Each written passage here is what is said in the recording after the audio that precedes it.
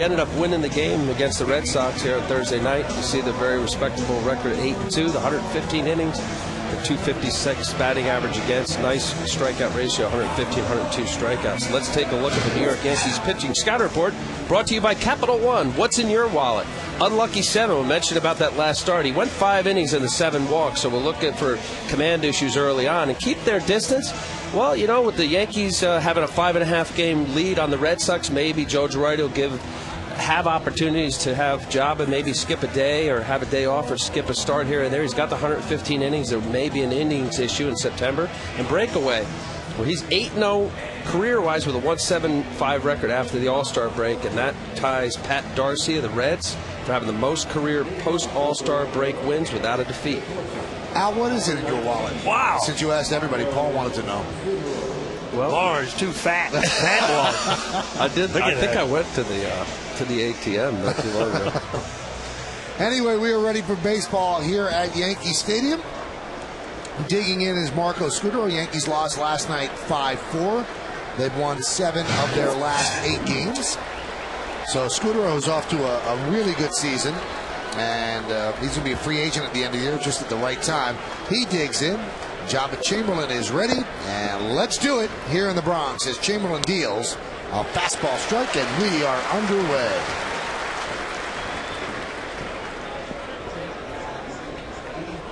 You mentioned about Marco Scudero. I love the way he plays. You're saying he's a free agent at the end of the year. Perfect time for him to be batting right around that 300 batting average. Guy walks a lot. Just really been given this opportunity with the Blue Jays. Drafted by the Brewers, went to the Mets, a couple free agent waiver claims, went on to Oakland. Really settled in nicely here. So quickly, 0-2. Chamberlain, since the All-Star break, has opponents hitting 156 against him. And the 0-2 outside. He faced Toronto twice this year. Didn't do too well in that game. 3 2/3 innings, 9 hits, 8 runs. 3 earned runs and 2 home runs allowed. That's what Scudero has done since July 22nd, over 16 games, 362. It's like a subconscious thing or what it is about, you know, guys got free agent years, they just put up big numbers. I don't know if it's a challenge or if it's just something in the back of your mind that you need to try hard, but you don't go out on the field day in and day out thinking I'm going to be a free agent next year. But I tell you, if you look at numbers of guys who become free agents, they're always good. Maybe it's the concentration level. You know, every at bat is going to mean something. The 1-2 fouled away. Although then you could look at Matt Holliday when he was traded from Colorado to the A's, and he was going to be arguably one of the biggest free agents on the market this winter. Really struggled with Oakland. Although doing very well in St. Louis. Payday, Paulie. That it? Yes. I didn't want to bring that up, but that's Michael's train of thought right there. That one's drilled to left field, backing up Damon. He reaches up and he makes the play. 1 away. I'll tell you what, Johnny Damon makes a great play, but if you're Scudero, you're thinking, you know, what a worse way. Is there a worse way to start a game? You start 0-2, you battle back, you hammer one to left field, and Johnny Damon snow cones it into the MasterCard sign out in left field. So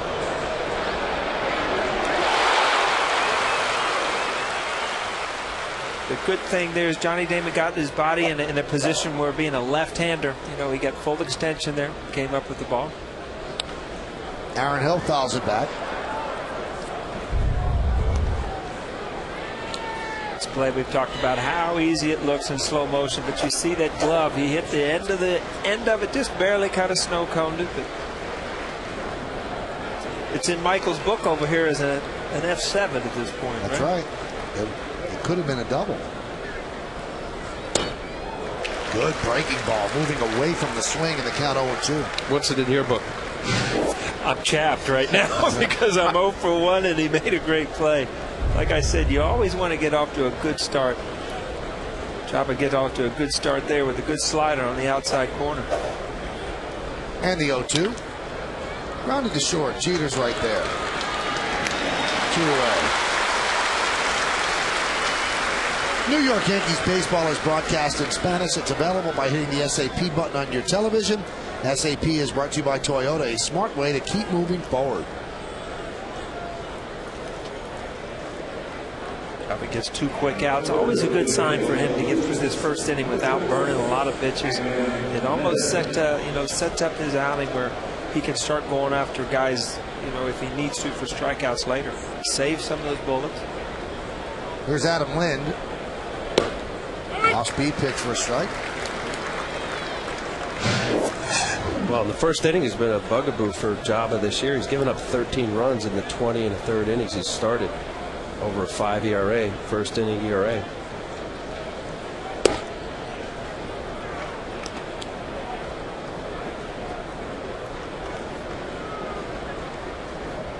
He really is ready to pitch. He's just waiting for the guys to get in the box. 1-1. 2-1.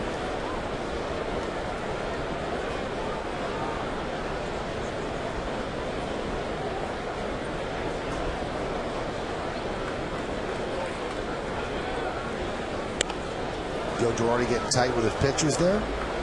Guys pitch well against Boston. I expect more of the same the rest of the year. We gave up some runs last night. Now, boys, throw your zeros out there next time. And the 3-1.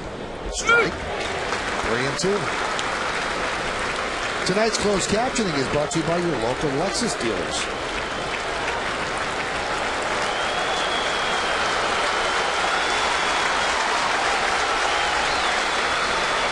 And the 3-2. Grounded right side and past a diving Cano into right field for a base hit. So Adam Lind with a 2-out single. A couple guys in this lineup, Adam Lind, Aaron Hill, they're still pretty good players, good hitters. And gets in a fastball count. First inning, Java challenges him. Bobby full out, just can't come up with it.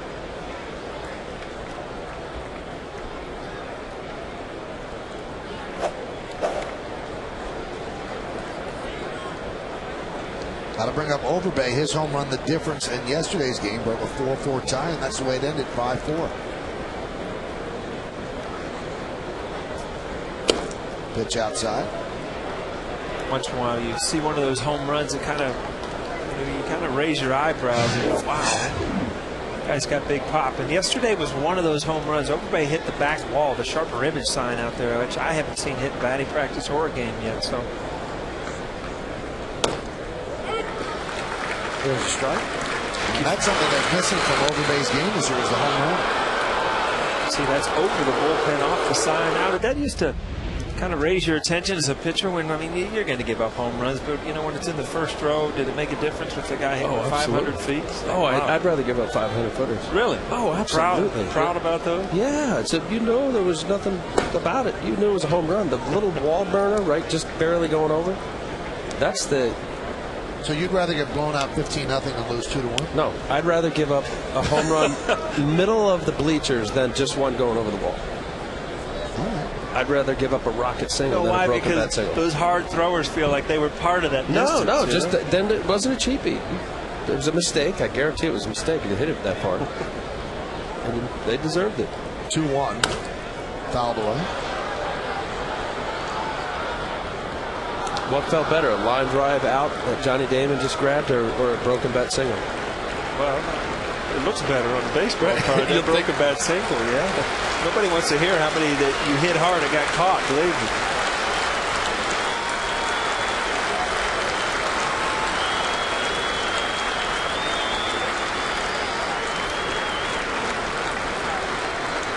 And the 2-2. Swung on and missed. He got it. Strong first inning for Java Chandler. No runs a hit, no errors, and 1 man left. Well, Overbay strikes out to end it, and Java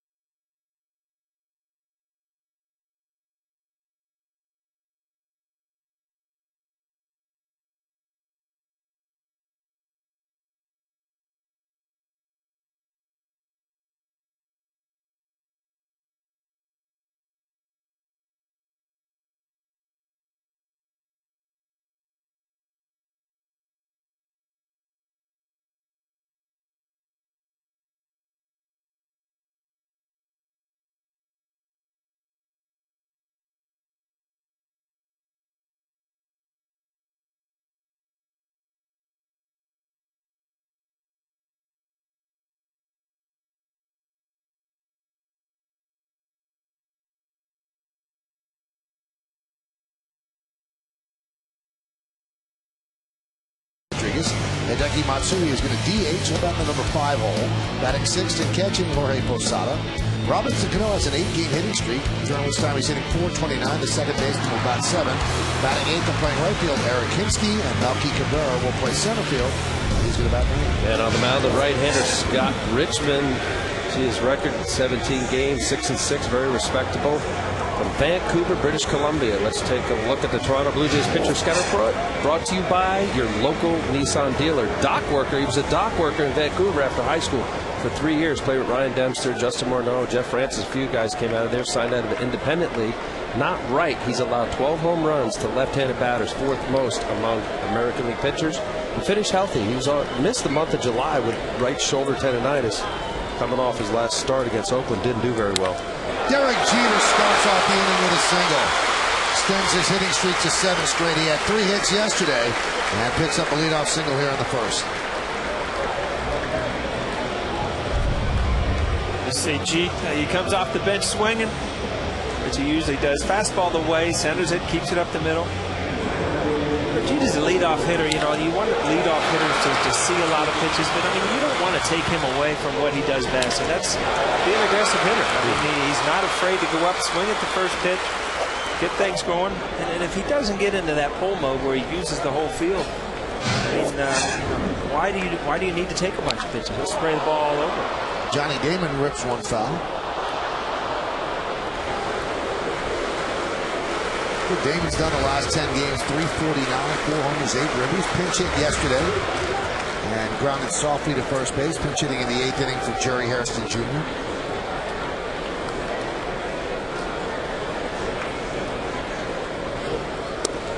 Well, there was some talking about whether Jeter should be the leadoff batter this year. You know, they flip-flopped T and Damon. Well, Jeter's hitting 343 in the first inning so far this season. He's done a good job, and Damon's been great in the number 2 hole. So it was debated, and it looks like it's a move that's paid off for both. 1-1. Line drive. He base hit down the right field line. Putting into the corner is England. He'll play it in the corner. Jeter goes to third. Damon's at second with a double, and the Yankees are set up.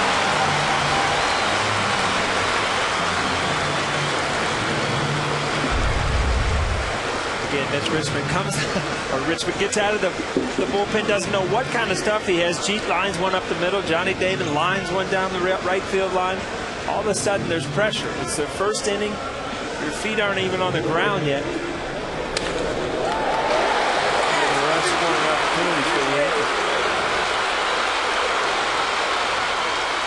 Great story involving Whitey Ford and Yogi Berra. Whitey Ford threw 4 pitches in a game, a single, a double, a triple, and a home run. Casey Stengel came out to the mound and asked Yogi, what does he have? There's a hot shot and past Hill into right field. Jeter will score. Damon will move to third. And Teixeira's on first. We'll see how they score. Yankees have a 1-0 lead.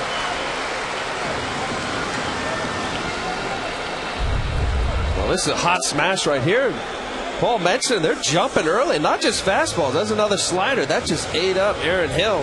Pretty good second baseman. Let's see if he really just outpowered him. See, trying to get to the side there. Ended up ruling it ahead. Anyway, Casey Stengel, the Yankee manager, comes out and asks Yogi Berra on the mound, well, what type of stuff does he have? Yogi said, I don't know. I haven't caught anything yet. So Rod Barajas is feeling that way as well. I think he's caught 1 pitch. Because Damon, I just took the second pitch. He lined one, took the second pitch, and then got a hit. Here's Alex Rodriguez. Pitch is high.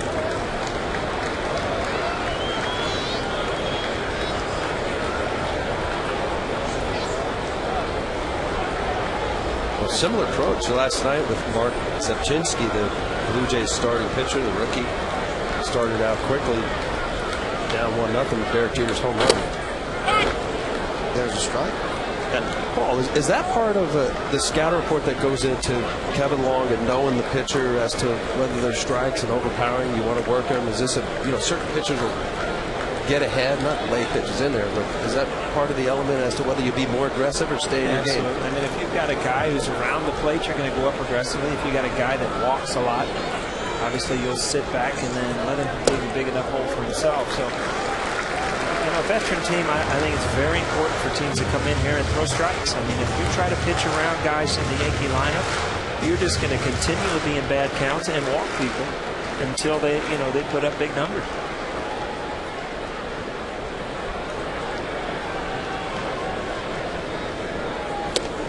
Swing and a miss.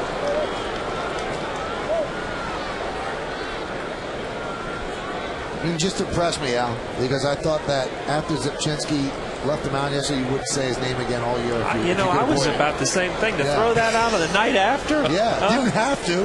Didn't have to. And pulled it out of his hat. That was unbelievable. I tell you what, I knew Zipchinski. you were.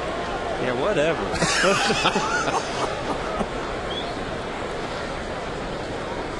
The 2-2. Breaking ball, strike 3. Alex Rodriguez down looking. So Richmond finally gets an out.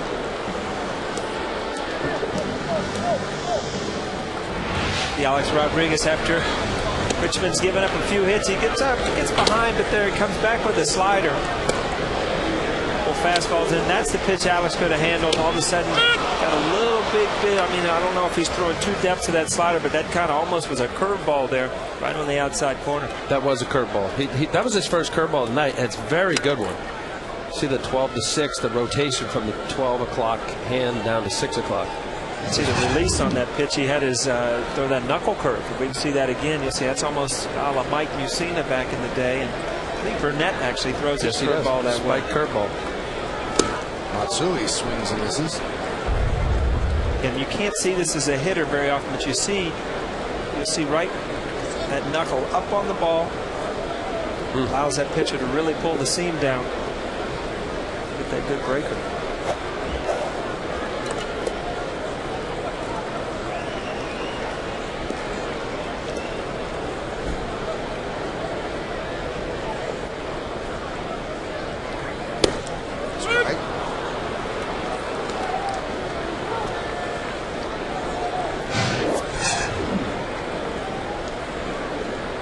What he does against Toronto this season, 455.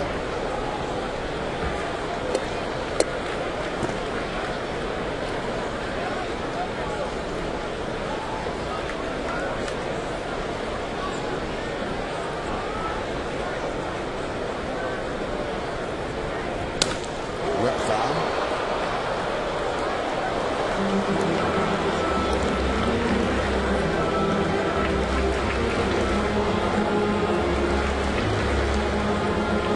The big at bats, Al, you as a pitcher, you think if any way I could try to save that run, and Matsui's trying to throw a big number up in the first inning.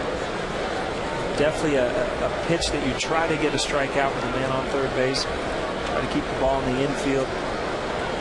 Well, especially after the big strikeout of Alex Rodriguez, you're right. Usually with the runner at third, you're almost conceding that run, especially early on.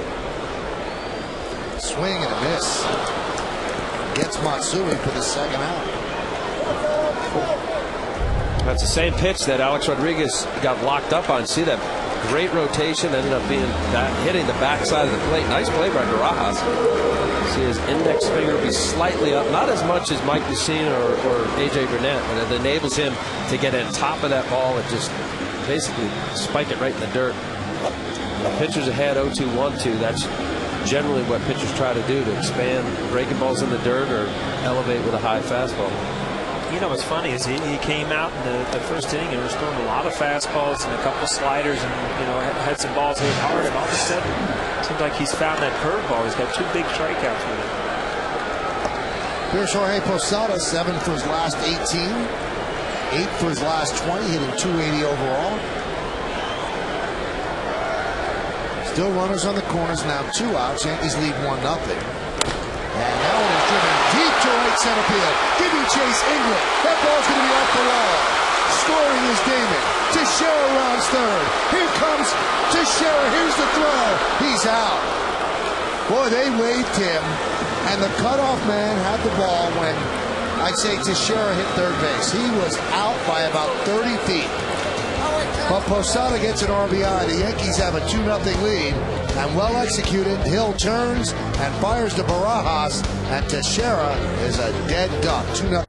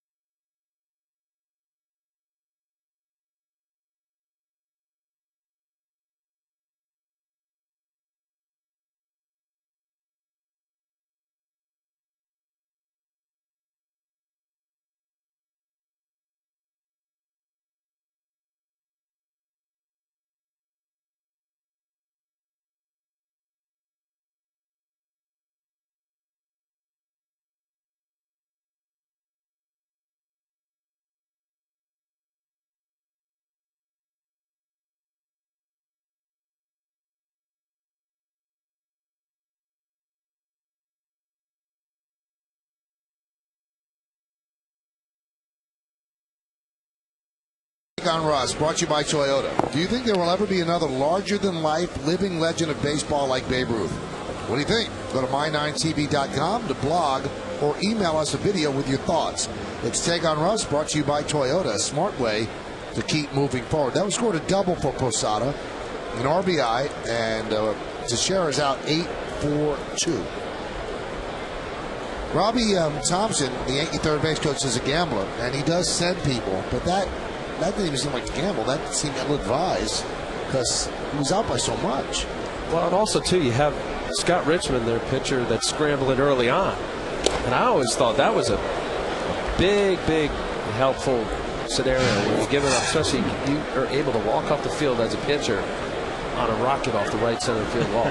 You know, let him work, even if it was just 3 or 4 or 5 more pitches to Cano and there was an out. You know, just it would feel much more difficult to get out of there. Vernon Wells takes a pitch outside, now 2-0. I think consistency is the big thing. I mean, and Robbie is very aggressive, and as runners, you know that. And you know, I think you'll steal more runs making outs at the plate than you'll give up. You know, a lot of exchange problems, bad short hops. I mean, if he short hops this, you never know. And Teixeira obviously not the speediest guy. Another foot or so, that ball goes off the chest protector. But over the course of the year, the more times that you gamble against the defense, I think you'll steal more runs. I agree, and I think the aggressive, you don't want to take away that. If that's his MO, Robbie Thompson, third base coach, that's fine. I mean, that you mentioned as being consistent. I just know as the pitcher there, you are so grateful that you're able to walk off the field like that. Vernon Wells with a high fly ball. And Melky Cabrera puts it away. You know, that trivia question is an interesting thought. What do you think, Michael? I mean, baseball's in a different area. They're definitely superstars, but will there ever be a beloved one like Babe Ruth? Was it just the time? I think the timing was perfect, coming away from the Black Sox scandal, the Great Depression, all of that. You know, the country was down, and I think he was larger than life. I just don't think that could happen again. Never. How about just allow him to be Babe Ruth? Eat hot dogs, have a beer, and not worry about blogs and websites that are trying to bring down their stars and their heroes. Never. Yeah, Babe would have been on YouTube a lot. Here's the kid, Randy Ruiz. Look at his numbers at AAA. 320, 42 doubles, 25 homers, 106 runs batted in, 70 extra base hits. And he does tend to strike out, so he strikes out against Java. Well, he saw 3 pitches in his first big league at bat. So, how about 96 down and away, cutting?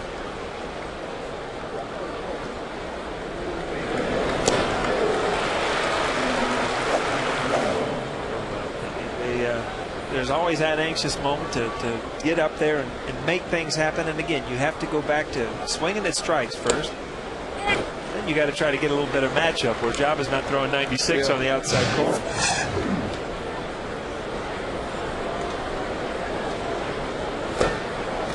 Wow. You see his breaking ball tonight, guys just waving at it. And again, you go back to guys that have great breaking balls, and they're usually the guys with good arm speed that have good fastballs. I mean, it's just, they go hand in hand. And tonight, Java's, you see a lot of swings at that breaking ball out of the strike zone. 2-0. Slow roller toward third. Alex Rodriguez there, and an easy 1-2-3 inning on 11 pitches for Java Chamberlain. We go to the bottom of the second inning. Yankees lead 2-0. You're watching Yankees baseball on My 9.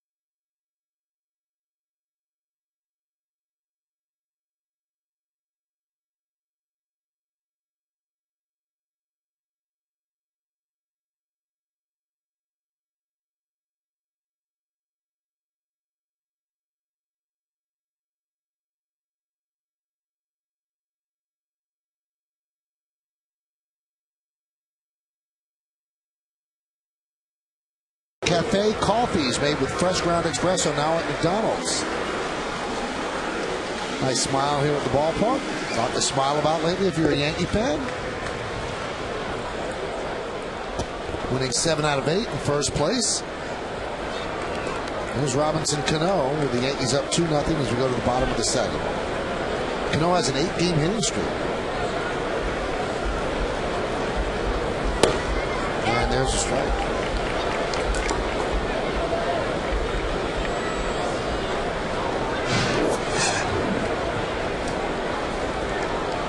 During that streak, hitting .429. That one's drilled down the right field line. Fair ball, it's trouble. It is a foul ball.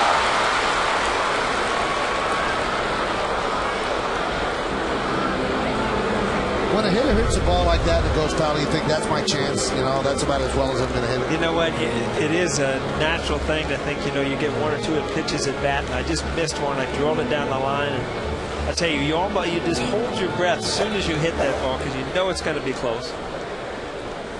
Such a disappointment, believe me, when it hits a foot foul. Yeah.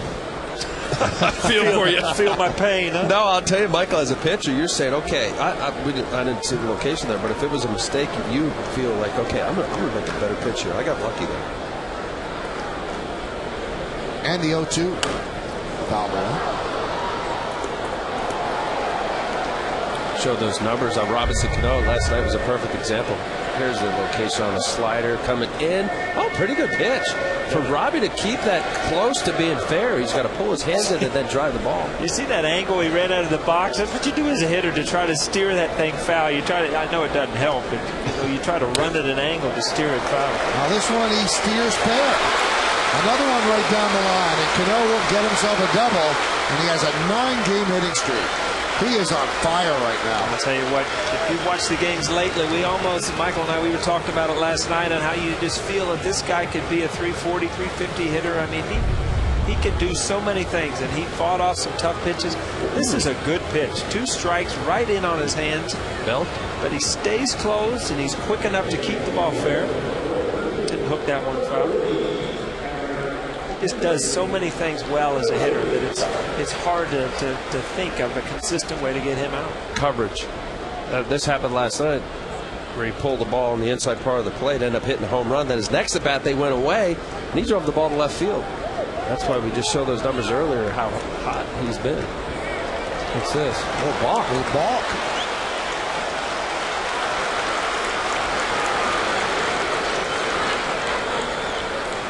Paul Maurer. See Richmond thing when we had timeout.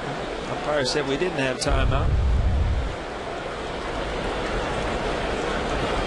Oh yeah, he started and stopped. Can't do that unless he stepped off the rubber. Pitcher's rubber. Gaston he got thrown out in the 3rd inning last night early for just asking about a ball and a strike. He's got a gunshot tonight. Eric Hinske takes strike. Now the Blue Jays have the infield in on the right side.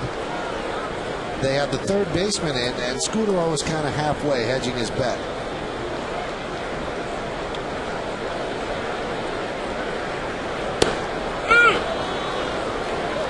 Hinske was almost a hero on Friday night, but an unbelievable play in the 14th inning by J.D. Drew kept him from getting a pie in the face. I'll tell you what, that in the situation there where, you know, a base hit beats you, that's one of the better plays I've seen this year. And J.D. Drew, I don't know, you'll ask him. Sometimes as an outfielder, you get in a position and you all-out lunge, and you know, whether you catch the ball or the ball actually catches you, you know, it's kind of a question because you lose sight of it. Take a look at it here. I mean, game on the line. Hinske hit a blade. You just absolutely lunge and you feel that ball go into your glove, and you're like, wow, how'd that happen? Hinske's asking the same thing. Hinske swings and misses.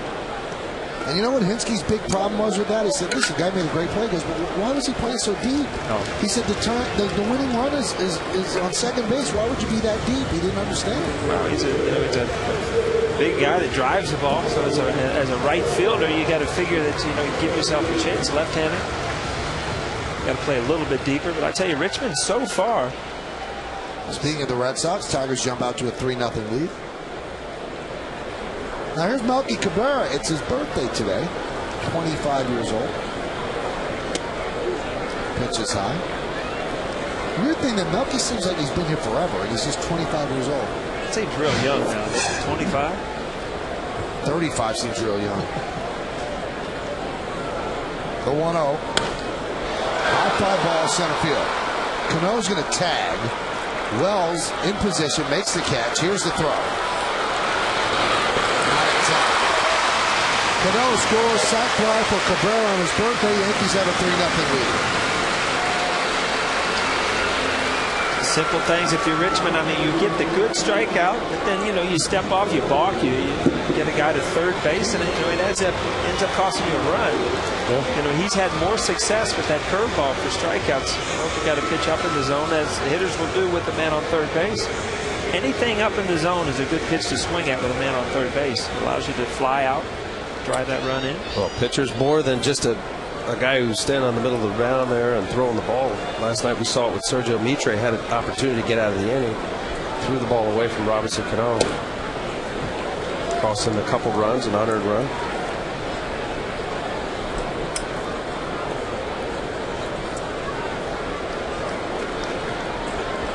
The 1-0. Jeter could not hold up. 1-1. Go back to Sergio Mitre last night, and the more you think about it, is you're kind of confused on how he looks so good against hitters, and then he gets in trouble. But you do have to remember that, you know, he's just off of surgery. I mean, this guy at times looks dominant. Another base hit for Derek Jeter. He's 2 for 2.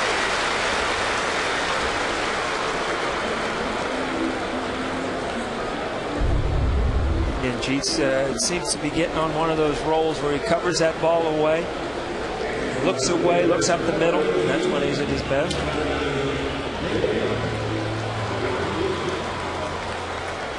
It's his 48th multi-hit game, and he's got it out of the way in the second inning. Pitch inside to Johnny Damon. Do you agree with me, Al, about Mitre? I mean, you have to have some kind of patience with a guy that you know, had major arm surgery. Last July. Yeah. You know, many instances it's a good year and a half you see for the Tommy John surgery recovery. Deep right center field. Giving Chase England on the run. He can't get there, and it bounces into the Yankee bullpen for a double. That's a tough break for the Yankees, because they'll send Jeter back to third. So Damon in 2 innings has 2 doubles. You know, every once in a while you see a rule that you think might want to be changed in baseball, and this is one of them. I mean, don't you think the umpire should have a decision? I mean, Derek Jeter's going to score on this ball, and it bounces out of the ballpark, and it ends up saving you as a pitcher over there a run. And it used to happen a lot more in the National League with AstroTurf fields. Everything would bounce out of the ballpark. With this ball right here, I mean, with Derek Jeter's speed, he's going to score. No, I'm perfectly okay with that ball. Michael, you're going to have to get in the middle here tonight, man. I got a pitcher. No, you're going to be deciding on an umpire at second base as to whether he thought Derek Jeter or runner A would score or not. They do it on the ball, and the ball hooks down the line in the stands. Right? 2 bases.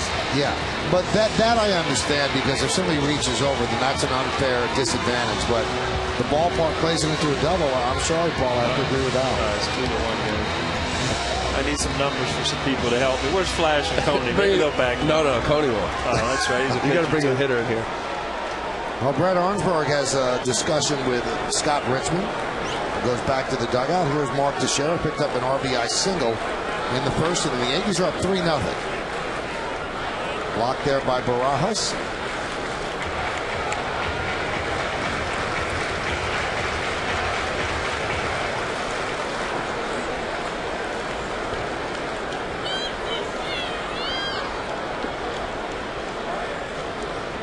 You know, we mentioned that Cito was thrown out in the third inning yesterday, and I guess in the fourth inning we said really, really nice things about Brian Butterfield.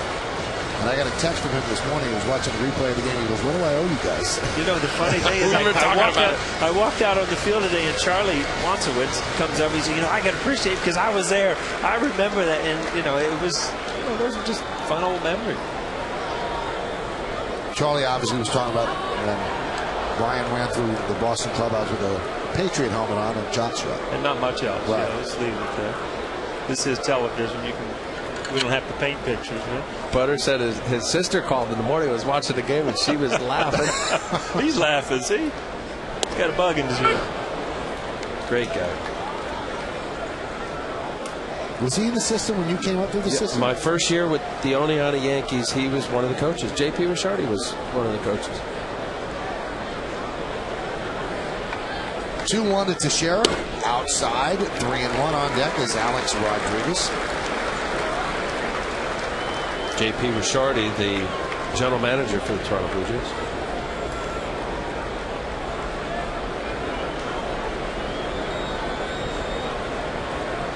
A 3-1. And now the bases are loaded for Alex Rodriguez. Now you look at this matchup in Richmond, it just, other than a couple real good curveballs where he got strikeouts, you just look at, he's below on his fastball, he's below on his slider, and it just does not look like a matchup. You know, it just looks like the Yankees are going to wait it out until they throw up a big number. Well, he's got 3 curveballs, and they've been all based on the curveball. 3 strikeouts, all on curveballs. And you're right. So far, the Yankee hitters, especially the right-handers, Jeter's shown that stay on that slider. Right now, his fastball is not enough to get by these guys. Full windup for Richmond. He can go from the stretch, but he's electing to wind up. And here's Alex. Pitch is high. Now the Blue Jays are not throwing Richmond a lifeline.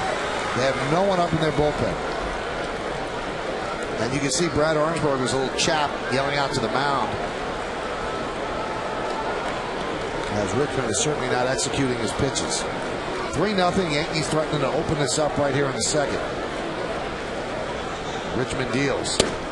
A-Rod's trying to make it 7-0. He has 17 grand slams in his career. Not enough right there to get it by Alex. 94. That might have been his best fastball so far. Look at Alex Rodriguez, and he's the one guy that really isn't hot. He's hit a couple big home runs in the Boston series, but you know, you see Jeet, you see Cano, Teixeira. I mean, those guys are hot, and this offense is only going to get better when Alex Rodriguez gets hot. That one is popped up, sky high pop up to short right center field. Vernon Wells calls off Inglet, makes the play. So Richmond escapes relatively unscathed. 1 run, 3 hits, and the bases are left loaded. We go to the third. It's 3.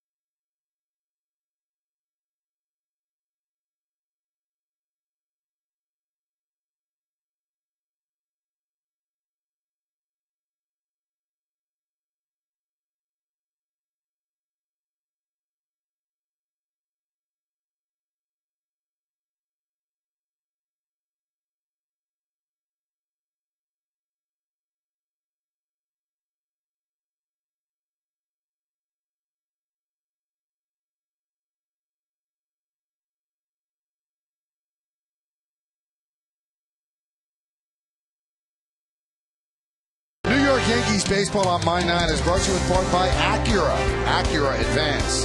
Capital One Bank. What's in your wallet? And by BP. Try BP gasoline with Invigorate. We go to the third inning, and Java Chamberlain and the Yankees have a 3-0 lead. Rod Barajas digs in, and Chamberlain deals. There's a breaking ball strike. The Infinity scoreboard 3-7-0. Yankees 0-1-0. Blue Jays. Now, Paul, I just want to warn you that you have to step up your game this inning. This inning This only? inning. Because Al decided to have himself a treat, Juji fruit, which means you can't speak. I was going to say the stuff's in your teeth the rest of the game now. Don't look at me when you speak I now. polished off 2 of them. He didn't know it. And the 0-2 outside, 1-2. Java looks so much more in command. His stuff is sharp, crisp. He's hitting corners than he did in the 5 innings against the Red Sox. Now, you wonder, did he not have the best command because he had extra rest? Because they saved him to that Red Sox game? High pop-up. Alex Rodriguez. 1 out. Well, stuff-wise, was he about the same, Michael? Was he? Stuff-wise was pretty good, but again, he didn't seem like he could guide it where he needed it to have to end up, and it cost him. He walked 7 batters. That's a career high in 5 innings. So, well, it was on 8 days rest. He threw the 8 innings, 3 hits, no runs against Tampa. Well, what is the 8 days? Tell me, what is the 8 days rest? You know what? More than anything else, I could tell you as I got older, I didn't mind it at all. I could use the extra day or 2, but it messes up your routine a little bit. We are starting pitchers are creatures of habit.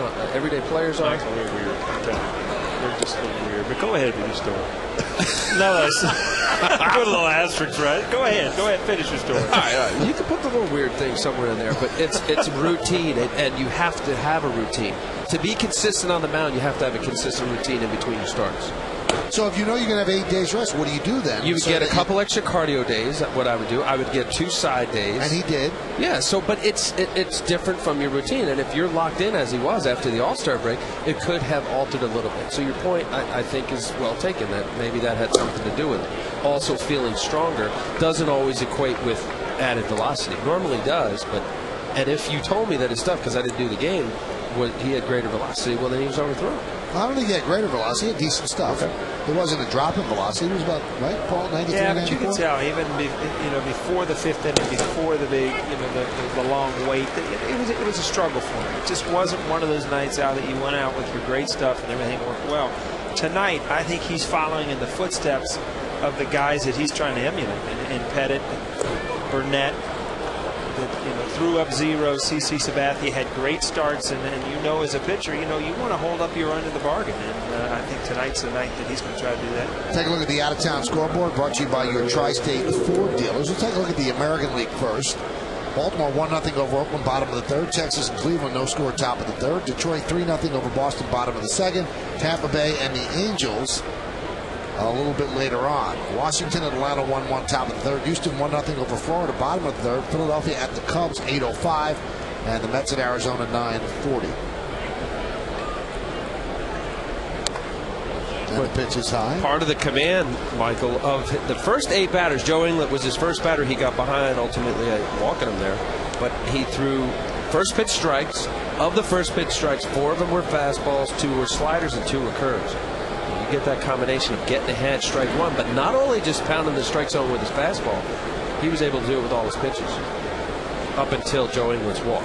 Now, Jabba's had 11 starts this year where he's had 5 or more days of rest, and he's 4-2 with a 3.53, so it doesn't seem as if it's adversely affected him. The 1-0. Now, one thing that we did notice, the 4th inning, bottom of the 4th inning, Yankees scored a lot of runs. They were up for 34 minutes offensively. And he came out, and he was completely a different pitcher. First 8 pitches out of his hands were well out of the zone. How does the pitcher counteract that, Al? Well, it's not the norm anytime you get a big rest. And even though in that case the Yankees were hitting and there was a lot of offense related to it, you don't mind it. But then I always thought about, we're watching Jabba. He's getting on the mound. Well, here you see Jorge coming out, seeing something overthrown. These are first couple batters that he's got behind. Is that you get out there quickly after a long inning and you try to establish maybe a couple extra throws before that inning starts because of the 30-some plus minute delay. This is a good visit right here by Jorge, slowing him down, getting him back into his rhythm. This copyrighted telecast presented by authority of the New York Yankees that may not be reproduced or retransmitted in any form, and the accounts and descriptions of this game may not be disseminated without the express written consent of the aforementioned New York Yankees. Well, we gave you the score that Detroit leads Boston 3-0, and there is a huge brawl at Fenway Park between those 2 teams. where Kevin Youkilis of the Red Sox actually in a full run tackled the youngster Rick Porcello from Seton Hall Prep. The last couple of the games, last night's and this one, a little chippy between these two teams with a lot of batters getting hit. So we'll keep an eye on that, see if there's anybody thrown out of that game. Yeah, we were watching the highlights, and it just wasn't one. I mean, it started last night, and then today it went into, a couple guys getting hit, and Youkilis has been one of those guys that teams keep coming after, and, after a while you've had enough. I think that Leland and the pitching coach of the Red Sox, John Farrell, have been thrown out of that game. The 2-2 runner goes. Fouled away.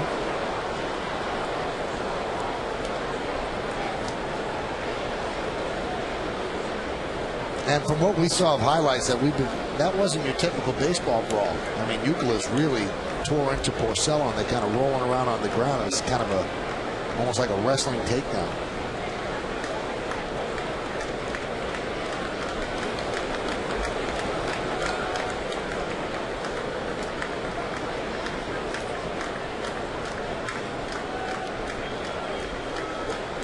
The 2-2. Line drive, base hit to left field. So Marco Scutaro picks up a single.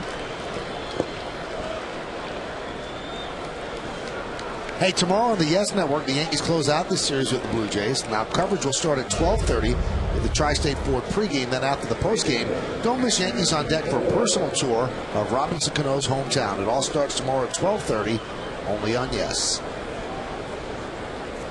Well, matinee. Right, I don't think I've done a day game. You still got the same energy in a day game? You all right? Tremendous. Yeah? Excellent in the daytime. Wake up early, Freddie, right to go? Good for you. For a morning guy. You? Not real early morning, no. Here's Aaron Hill. And there's a strike from Chamberlain. Along with Paul O'Neill and Al Leiter, I'm Michael Kay. You're watching Yankees baseball here on My 9, and we thank you for spending part of your Tuesday evening with us. It's Yankees 3, Blue Jays nothing, top of the third. Runner in scoring position here against Java. Opponents are 1 for their last 20 in those situations against Chamberlain. It's a good breaking ball, 0-2. Well, unlike the last two batters, Michael, he's gotten ahead here with Aaron Hill, and as you just said with this slider, he's got the hard breaking ball and slow. Paul will attest to this as a hitter. If you get in a defensive count 0-1, now 0-2, it's awful tough, especially against a guy like Java. He's got that plus out pitch from the curveball or slider. See one hit in the last 20 at bats. A lot of pitchers go to what they're really comfortable as a strikeout pitch in big situations, men in scoring. Java loves his breaking ball, and in these situations, he seems like he goes to it even more.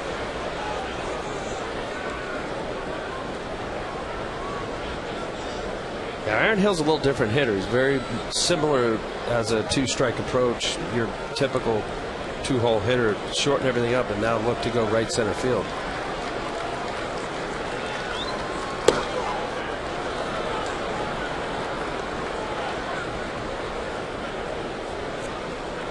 Now the count 2-2 as Posada goes out and talks with Chamberlain. Trying to get fired up there. I don't know whether that's a change the sign visit or making sure that they're on the same page. So Java rolling along till he walks the number 9 hitter Inglet. Then Scutaro follows with a single. First and second now, 1 out, 2-2 count on Aaron Hill. And the pitch. Grounded left side, fielded by A-Rod. He flips to second for 1. That's all they'll get. That's a dangerous play because it has no oomph behind it, and it takes a long time to get to Cano, but they did get the force on Scutaro. You're right, Michael, but as a third baseman, you see you're moving so far to your left to make this play. It's hard to open up. He continues to run with it. Long little shovel pass there. Ideal if he could have spun around. You'll see an infielder actually spin so that he could get close. He also bobbled a little bit. Ooh. Close play at second. Yes, it was. Eddie Rapawana, second base umpire.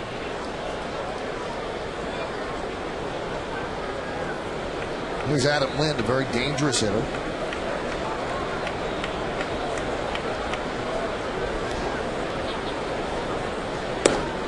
pitch is high.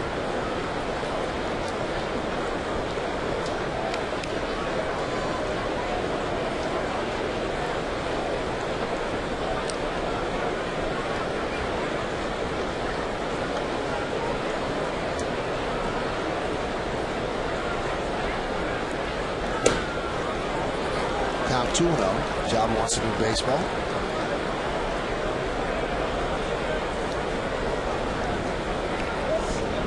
And these situations come out throughout the game, but the two out runners in scoring position, biggest outs in the game for both teams. Either you get back in the game, or Jabba gets an out here, and all of a sudden you still got that 3-0 lead. Well, both Adam Lind in this lineup against Chamberlain, 4 for 8 coming into today's game. Adam Lind now 5 for 9 with a home run. And then on deck, Lyle Overbay, 429 batting average against. Job aware of that success, making sure he's making a good pitch here. The 2-0. Missed. He wanted that one to count 3-0. You have to be careful with Lynn. Cito Gaston might turn him loose on 3-0. He has 23 home runs. Number 3 hitter in the lineup.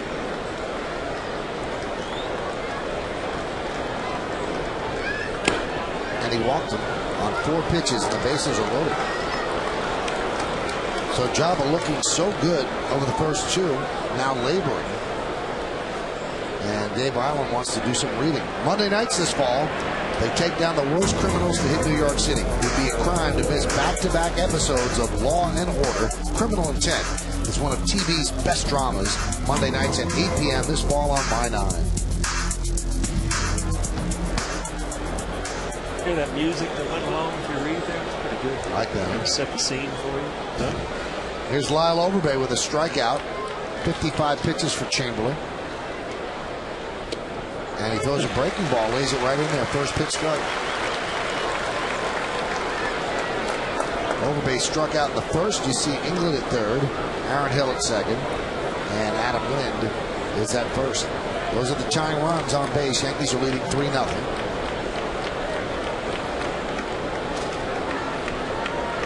And the 0-1. 1-1.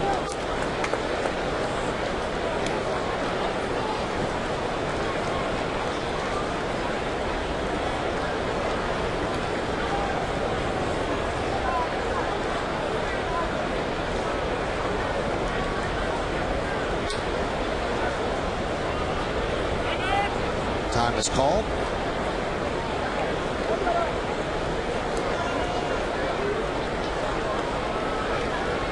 Well, there's only one Yankee reliever that's unavailable today, and that would be Alfredo Aceves, who threw 4 scoreless innings out of the pen last night, the 1-1. Check swing. And the count 2-1. Big pitch in this inning in this count with the 2-1. And right now, Jabba looks like he's feeling better with his command of his all-speed pitches, curveball and slider. This is obviously a fastball count for most pitchers. Let's see if he goes again with the all-speed pitch. With the bases loaded, he doesn't want to go to 3-1. Line drive. That is a base hit off the bat of Overbay. It's going to split the outfielders. It's going to go to the wall. And in all likelihood, it's going to tie the game. Here comes Lind. Here's the throw. Lind's in there. It's a bases clearing double for Overbay. And the game is tied at 3. Well, we talked about it last night. Overbay, I mean, he got a fastball last night, and in a fastball count, he can do some things with it. Now, you said 2-1 fastball right down the middle. Great swing. Just drove it out into the gap. Perfect piece of hitting. 2 outs. Everybody was rolling. Just watching how the inning is developed. Obviously leading off the inning, 1 out, walking Joe England on 5 pitches, and then having a 4-pitch walk to Lynn. All on fastballs. You just see he's kind of jerking his front side a little bit and missing enough. That ball was supposed to be on the outside part of the plate. Overbay getting that nice down and in middle of the plate fastball. Good transfer, just Lind out running the baseball. Vernon Wells fouls it away, 1-1. He's thrown 30 pitches this inning, and he's at 61 overall, and another trip out to the mound by Posada.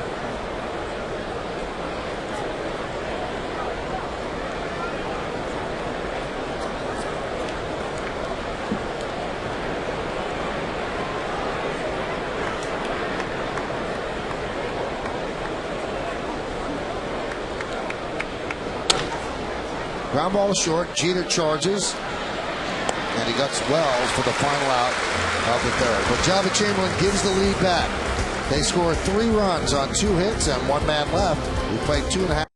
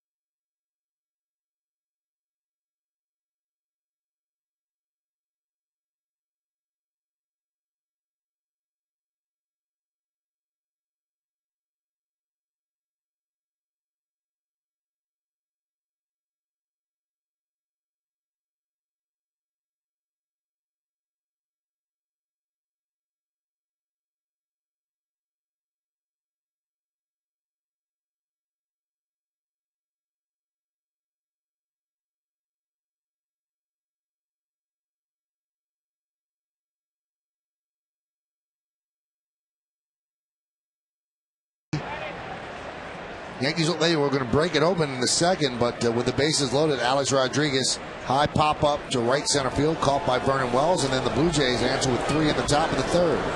Matsui leads off against Richmond, who now has a second life to count 1-0. Red Sox have now tied up the Tigers. That game, ironically enough, also 3-3, like this one is. Jason Bay with a 3-run home run. Now, I had inadvertently or incorrectly said that John Farrell and Jim Leland were thrown out. I don't think they were. We know that Rick Porcello, the pitcher, was thrown out. But Farrell and Leland were nose-to-nose arguing in that game. That one's popped up. Encarnacion, 1 away. Monday night, the Giants preseason kicks off on My 9. The action starts at 7:30 with your first look at the new faces on this year's team. Then at 8, the Carolina Panthers come to town to officially get the preseason started. Giants, Panthers, it all starts Monday at 7:30 on My 9.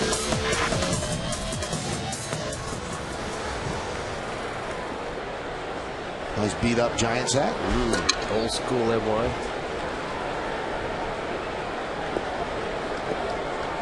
I mean, obviously I'm from the Midwest. I think it's right. If you're a Yankee fan, you're a Giants fan. Usually. Is that the way it goes? Met fans are Jet fans. But there are deviations. How about if you liked all the teams? You allowed to do that here, Michael? I don't think it really works. There's no gray area around here. You don't like the Yankees and the Mets, so you can't like the Giants and the Jets, all right? Michael and I have had our arguments about this. I don't want to go into it, but I think there are actually fans that could like more than one team. Not about it. Okay. How could you like the Yankees and the Mets? How could you like the Jets and the Giants? How could you like the Knicks and the Nets? I grew up a Tom Seaver fan, and I got drafted by the Yankees. Well, because then it became a business. I liked the Yankees. I liked Ron Guidry. I thought the 70s and that run. Hey, we've already had one fight in baseball tonight. You guys going to go at it up here? Let's go. I like it. This is good. We're just talking about as a fan of baseball or football. I mean, the true bleeders of, a true bleeder Yankee fan cannot like any other team. All right? See, it gives you that look, Paul. No, like we're wrong. Like listen we're to me. the crazy ones. No, I'll agree with you, but I'm not agreeing with you. There you go, Michael.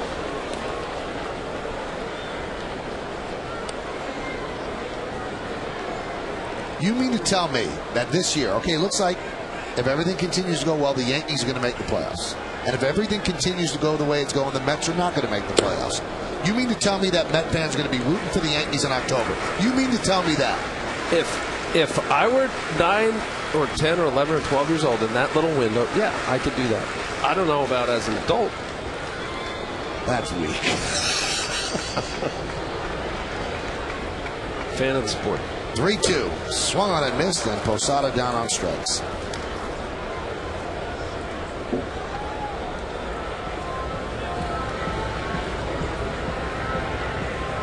And go back, this was a slider in on Georgie's hand. And again, if you're a left-handed hitter, you love the ball down and in. And as a pitcher, if you love the ball down and in, throw it down and in off the plate.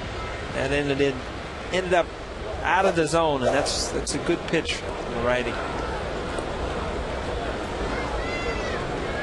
Here's Cano. He picked up a double in the second inning. We mentioned Richmond getting a new life here with the 3 runs that Javi gave up last inning. This is a guy and a staff as a whole. Brad Orangeburg, the pitching coach, they like to throw inside. Soft ground ball to second base. Hill is there. And the Yankees are down 1-2-3 here in the third. We played 3 innings at Yankee Stadium. A lot of threes on the board. 3-3 Toronto and the Bombers on my 9.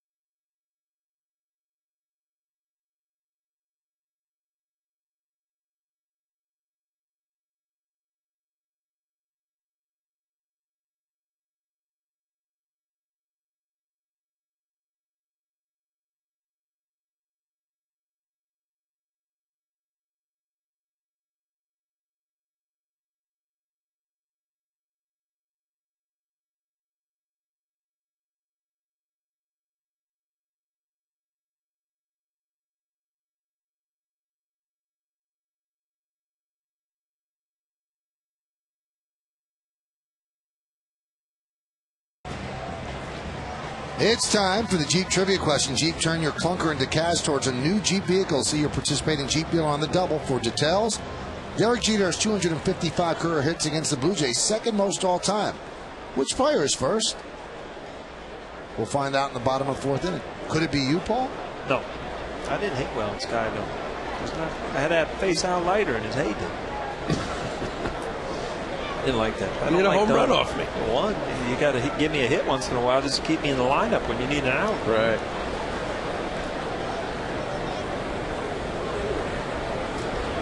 Here's Randy Ruiz, who struck out on 3 pitches, called up today from AAA Las Vegas.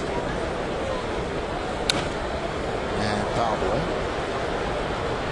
And Randy is actually from this area. He went to James Monroe High School in the Bronx, which is right on Bruckner Boulevard, right around where I grew up. Exciting day. That one's driven down the right field line. Fair ball, it's trouble. It is off the foul pole. A home run for Randy Ruiz. And the Blue Jays take a 4-3 lead. And you almost wonder, he got a fastball the first pitch. You almost wonder if that was going to be the last one he saw on that at bat. And Java tried to sneak another fastball by him. And, you know, as a hitter, you steer that ball, but boy, you feel so fortunate. That ball hits off the foul pole. Said this is a big day, being kind of the hometown guy, but what a way to break in and get into the new Yankee Stadium. See a fastball up. That's his second career home run, but first in the new Yankee Stadium, that's for sure.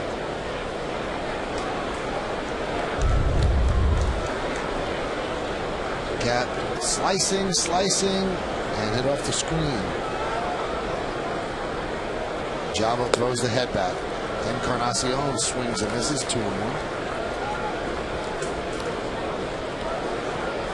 Oh, going pretty far up there on the pole.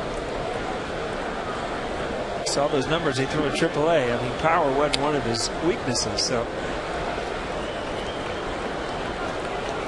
Al, what's happened to Java after the first 2 innings? I really think it's a command issue with his fastball in the zone. As to, you know, you can throw strikes with your fastball, but you're missing the spot. And now it's become more of a slider. There's a slider up in the zone, and Encarnacion just not able to pull the trigger on that.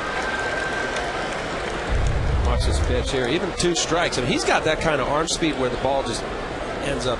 You see the little late break, and Encarnacion couldn't pull the trigger, but that ball's middle bell tie. And really, that's not a bad pitch to hit as a hitter. Yeah. I mean, that ball's up in the zone, doesn't have the real hard downward bite, just kind of almost backed up. So it's one of those pitches you get a strikeout just because of the speed of the ball. You know, they're taking the speed off with the slider. So, you know, when you look at the look too, Michael, you had mentioned earlier, what's the location of this slider? Encarnacion is already spent, so he's looking fastball, middle of the plate. Down it to Alex Rodriguez. And Barajas is down for the 7th. Paul, how are you with a pitcher with his demeanor, disposition on the mound? You mentioned early in the first inning there, Mike, how he was getting on the mound, quickly getting his pitch, firing it, good tempo, throwing strikes. Now, when you start to labor a little bit, you kind of, hitters sense that. yeah, there's no doubt. And there are guys that just absolutely stare you down like, let's go, I'm going to get you out. And it's an uncomfortable feeling. And there are guys that kind of squirm out there, and you know they're struggling, and you dig a little deeper as a hitter. There's no doubt about it. There is a comfort level when the pitcher's in trouble, and they show that they're in trouble. Inglett grounds it foul. And it's hard to maintain that bravado by when you're not doing it. You know, it's a correlation with success, and whether as a pitcher you're making your pitches and you're getting outs, you feel good about it. You know, job, occasional fist pump. But if you're not feeling it, it's hard to back it. You're just missing enough.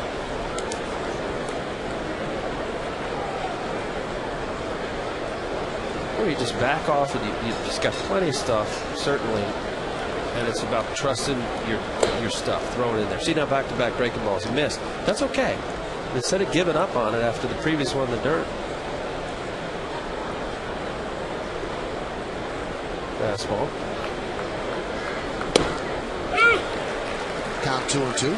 I just think that some players play better with emotion. Some players need to back off a little bit. I like to see when Java Chamberlain has emotion. I like to see when he's pumped up.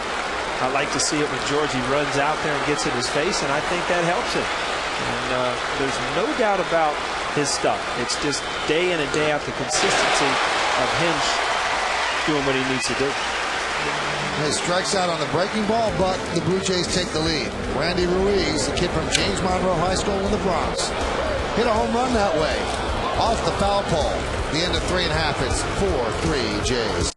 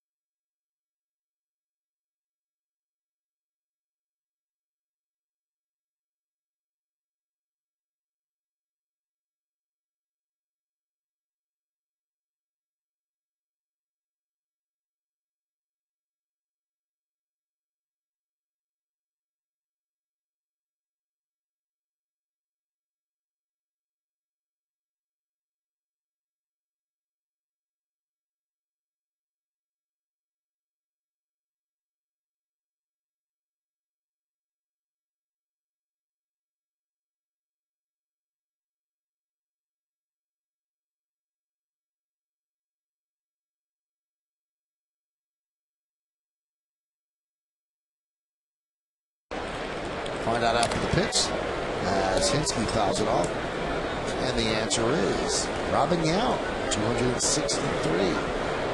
Robin's done collected hits, so Garrett might catch him. Collected a lot of them, too.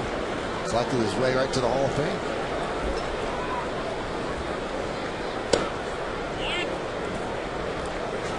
Count 1-1.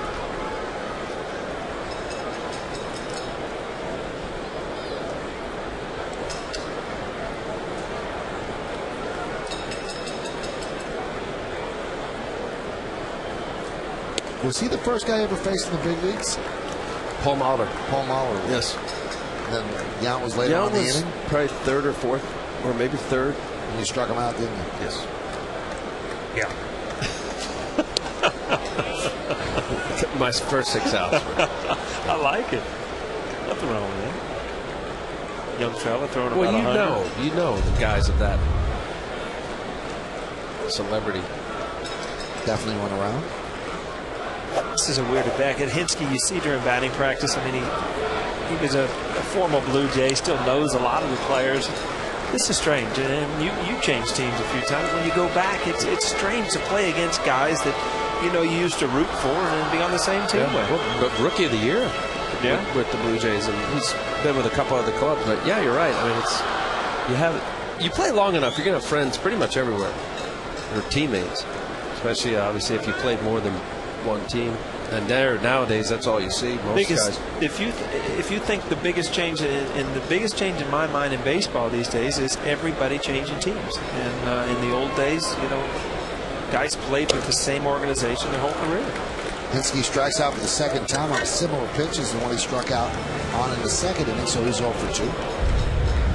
Good hard slider right here. Showing curveball and slider.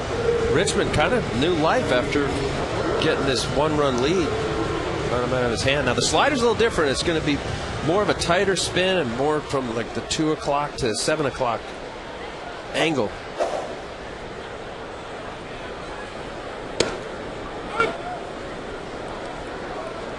Talk about time and stuff. A lot of the little kids are thinking, they've seen digital clocks their whole life. They don't understand the 12 to 6 curveball. You're right. I wasn't thinking about that. As you said, it's almost like a tale of two pitchers here. You see Jabba started out really dominant. There we go. Okay, so his hand will come from around 2, and they go to 7. See what they do when they mess with you in the truck. They don't leave the pictures up. They make you look stupid, like you're playing tic-tac-toe on the board there. There you go. All right, I won't. Now hold it. But you get the idea. Freeze it. 2 o'clock to 7. And now Richmond's really dealing. Again, I mean, back to your point now that it's kind of a tale of two pitchers where Jabba early in the game was dominant. Now he's kind of struggled. Well, Richmond, at first inning was getting beat up all over the place. Now that he's found his breaking ball, he's found his slider, and he's found some confidence because he's looking at the scoreboard and he's seeing that, his team has brought him the lead.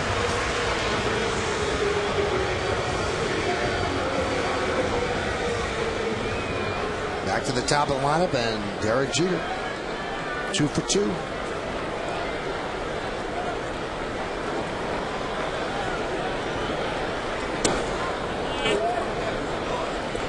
Count 1-0. Wow, look at that. Hey, must have been a giveaway, right? I think she bought that.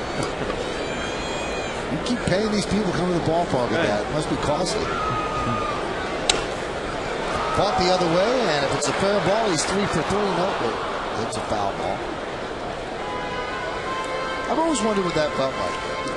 Walking around the ballpark and you see somebody with your name on the back. Is it weird? I'll tell you, the first things that I look back is the first time you see your baseball card. You think, wow, that is cool. When you hold your own baseball card. And then when you see somebody wear your jersey just because it was your jersey, it is. It's a neat feeling. We should probably, we haven't had anybody up in the booth. We should probably get her up and sign that jersey, huh? Cover it up. There we go. All right, I don't want it anymore. What she's going to do is tear that one off and just make it another Jeter jersey. Jeter is out on the ground ball to short as the Yankees go down in order. Oh, now we're texting. Fame is so fleeting. Come on up. We're going to sign that jersey. We go to the 5th, 4-3 Toronto.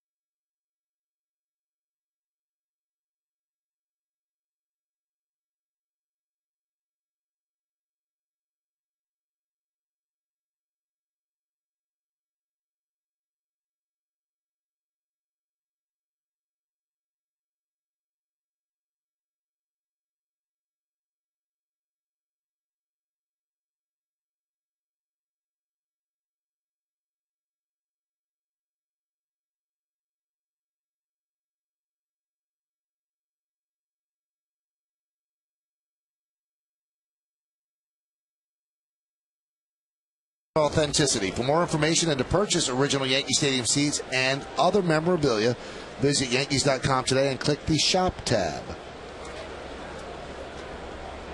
Well, we go to the 5th inning, and Jabu will face the top of the order, and the first pitch is a strike. On the KFC scoreboard, it's 4-4-0 for Toronto and 3-7-0 for the Yanks.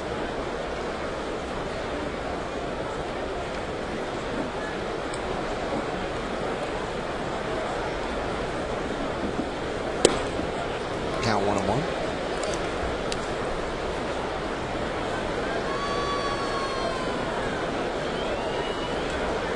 I mentioned about Marco Scudero having a career year. He's going to be a free agent. You look at this Blue Jay team, we haven't really mentioned Alex Rios is a guy that was basically let go and given away to the White Sox, albeit they picked up his contract. Scott Rowland was traded not too long ago. Rowland was having a great year. Not knowing where this organization's going, I mean, it was such a great story past and how much they've won. And here's JP Ricciardi, general manager, thinking about where this team is. They're teetering on, is it a rebuilding? What's going to happen with Halladay? Or if their fan base has gotten bigger since Montreal is out of Canada. And back in 93, 94, I mean, it was sold out every day up there. And then Paul, I was up there. We had a reunion of the 92, 93, and I thought there would have been a bigger crowd on a Friday night. They had all the great players that went through there: Roberto Alomar, Joe Carter, many others, and it wasn't that big of a crowd. Grounded softly to third. Nice hop for Alex Rodriguez, and he gets Scudero for the first out. And they say, they're starving for a winner. The Raptors haven't done anything. The beloved Maple Leafs. We see Alex coming in hard. Scudero can run. Alex aware of the runner, knowing that. Good strong throw. I think what might be affected, Paul, is they might have a bigger television audience because it's all around Canada. But in terms of people coming to the game, I don't think that's the case. Yeah, the Rogers cable, it's comparable, I guess, what, CNN or something that big? I don't know. It's coast to across coast. The country, yeah. that was a place a lot like Jacobs Field in Cleveland that was guaranteed sellouts every single night. But then in I think the strike of '94, they never came back, and that was one venue that the fans just have not come back. Well, you made a good point last night. We talked about the letdown after the 4-game sweep of the Red Sox, and would the Yankees be let down? And I don't think so. I think there's a plenty of veteran group here that knows their mission of winning, getting to the playoffs and winning a championship. And you had mentioned last night how it's always a sellout, which is a great point, because many instances, once upon a time, you'd have a big series, maybe sell out or close to it, and then another team comes in, and certainly a team down on the bottom, as the Blue Jays are, and you may go from the 40 or 50 down to 20. Oh, yeah. And that's not the case here. Right. The energy is always alive here because Absolutely. of the 40,000, 50,000. And if you're playing well at home, the energy is always going to follow here in New York. There's no doubt about it. And I could tell you, just having been part of that little run with the Blue Jays, it was exciting, because that wasn't a time in baseball where people were getting 40, 50,000 a night, and they were up there. Job is pitch count getting up there, and the throw over, chasing Hill back.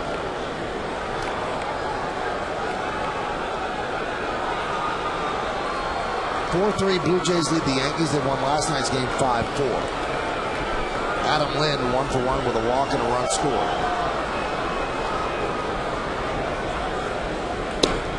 A strike.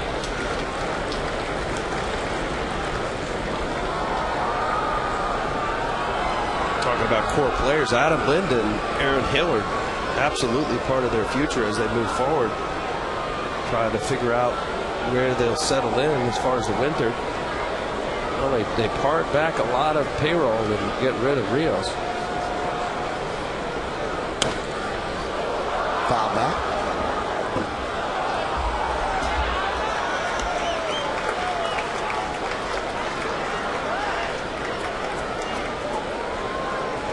You mentioned last night, Paul, that you were surprised that Roy Halladay is still a Blue Jay uniform.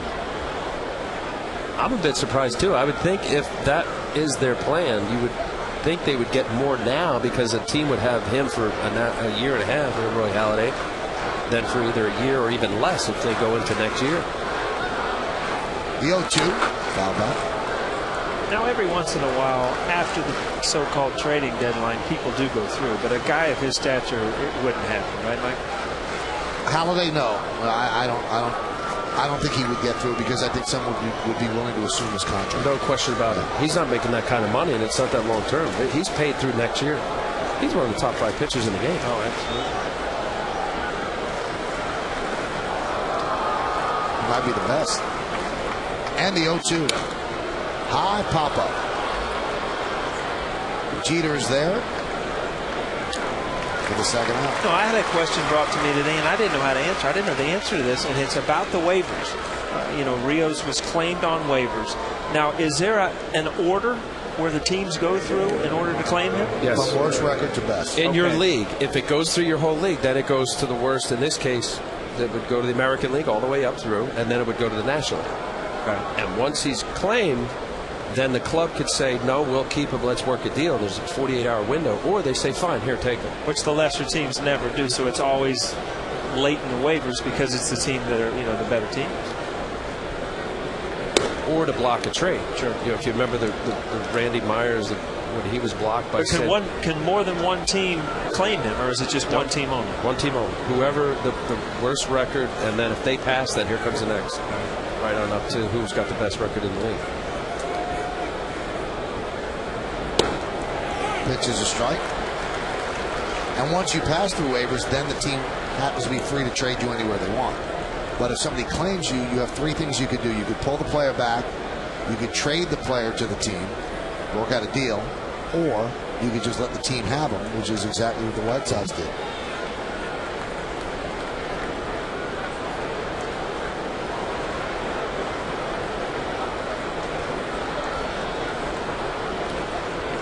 And the 1-1.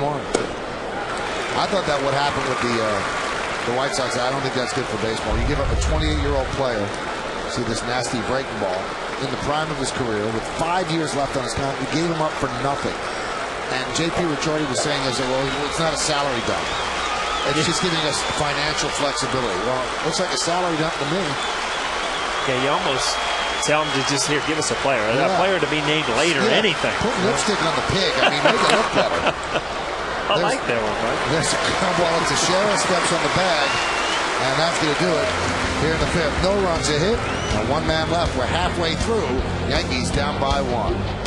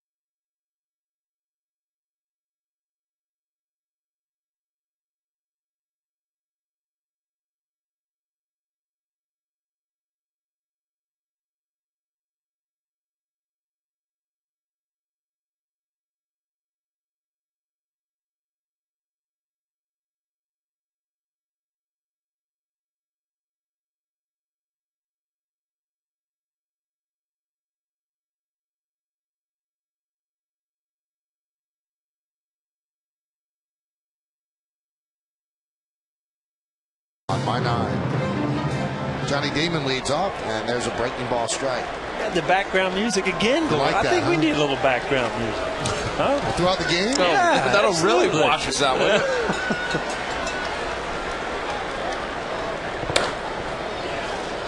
Al, how's this guy become a different pitcher in the third inning? The first 2 innings, the KFC scoreboard 4-3 Blue Jays looked like he was going to get smacked out of the park. Yes, it did. I think it's a matter of him. He was trying to figure out what was working early on. If you remember, the Jeter first pitch, Damon got a little slider for a double. Teixeira got a first pitch hit. He was reeling right away, scrambling. They threw a couple good curveballs to A-Rod Matsui, settled down. Posada got a first pitch hit and scored the 2 runs. I think it was a matter of him figuring out quickly what was working, and now you just see his demeanor. Talking about disposition on the mound, he just got a little swagger about him. He's making pitches. He's shown that he's throwing 4 pitches for strikes, at least 3. He's throwing very occasional changeup, fastball, curve, slider. That one's drilled deep to right field. Going back, Inlet at the track. Wow. He leaps, and he makes the play. What a play by Joe Inlet for the first out of the 5th. We were talking about J.D. Drew the other day in the Boston series. I mean, this is quite a play, too. I mean, you're going to see this in right center all year because the ball carries so well. It's going to give outfielders a good chance to get back there and make these grandstand plays. It's a great play. Damon did the same to Rob Vernon Wells in the 2nd inning. Great snag by him. Now paying him back, Joe England.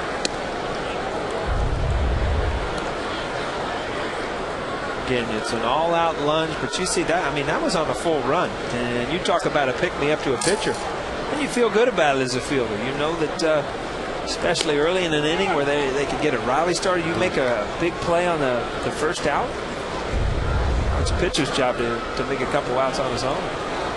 Yeah, you can laugh about it, Johnny. It does hurt a little bit, though, doesn't it? Eats at you. High fly ball center field. Off the end of the bat, Wells right there for the 2nd out. Tied 9 in a row, Richmond has after the walk to Teixeira in the 2nd. That's going to bring up Alex Rodriguez. Well, Johnny got a mistake there as we were talking about Richmond settling in. That ball was milled to play. That's why he crushed it the way he did. He comes right back with fastball to Teixeira and then a nice changeup. Watch the location. This is supposed to be a slider. Those couple strikeouts were over here. You see that ball down the middle. That is a mistake. Good major league hitters will hit it hard. What a difference since the first 2 innings. 3 runs, 7 hits, 38 pitches. Since then, nothing, 32 pitches. And the big difference, I think when you look back, he found his curveball, then he started pitching off his curveball, and he weathered the storm. And, you know, you can either give it all up and their team's out of the game, or you can battle and see what happens, and that's what's happened. And then Toronto has scored some runs, and you've gotten through that terrible time in the game and given your, you know, now you've got some momentum. You can go out there and try to throw up 2 runs.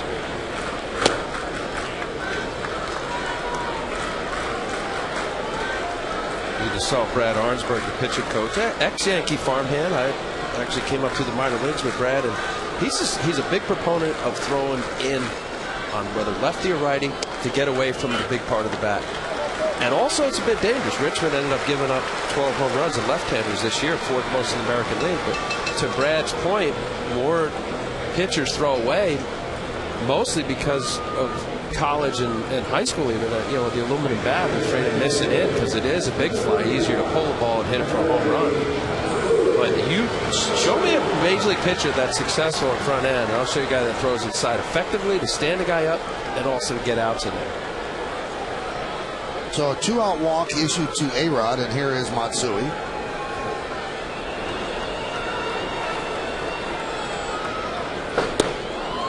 Pitch upstairs.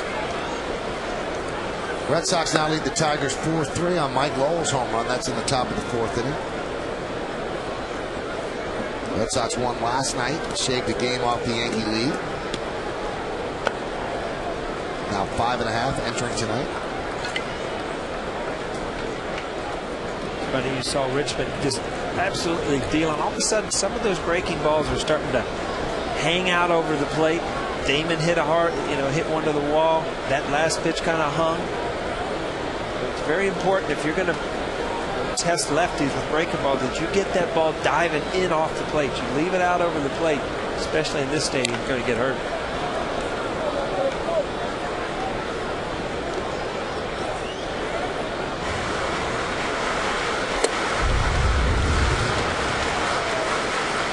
And this is a fastball. This is up in the zone, kind of too high for Matsui to do anything with.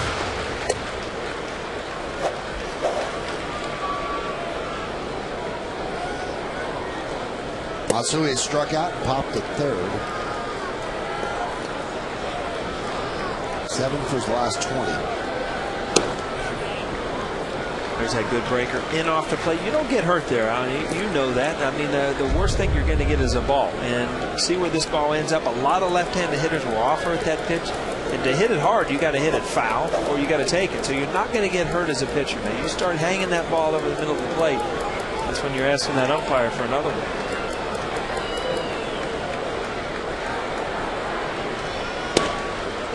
Strike.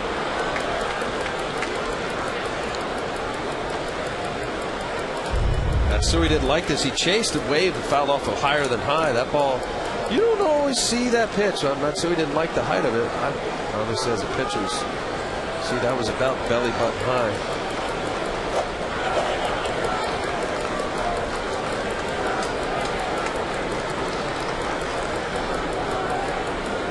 Two. High fly ball, right field. Inglet's there, and that's going to do it.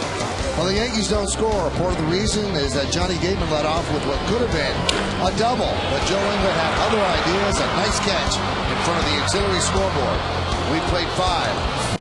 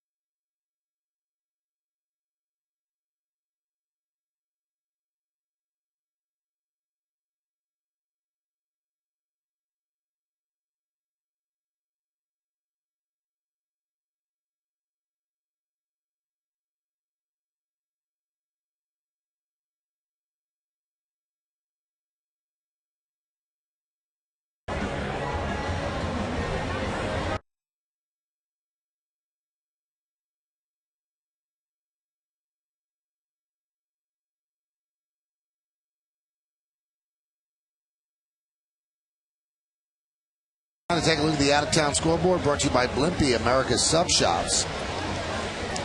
Baltimore leads Oakland 3-2, bottom of the 6th. Cleveland shutting out Texas 5-0, top 6. Boston 4-3 over Detroit. That's in the top of the 4th at Fenway. There was a brawl in that game. And Tampa Bay, the Angels, 10:05 start in the National League. 4-1 Atlanta over Washington, bottom of the 5th. Houston leading Florida 6-2, bottom of the 5th. The Cubs lead the Phillies 1-0 in the bottom of the 3rd. The Mets and the Diamondbacks a 9:40 start. Look at that Phillies score tomorrow. Pedro Martinez starts for the Phillies. They've removed Jamie Moyer out of the rotation and inserted Pedro Martinez. Vernon Wells takes a strike as we start the 6th. 94 pitches for Chamberlain. You see the Blue Jays lead 4-3.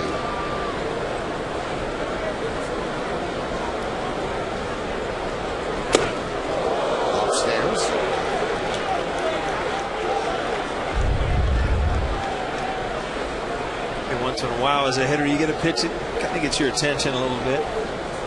See his reaction diving in a little bit.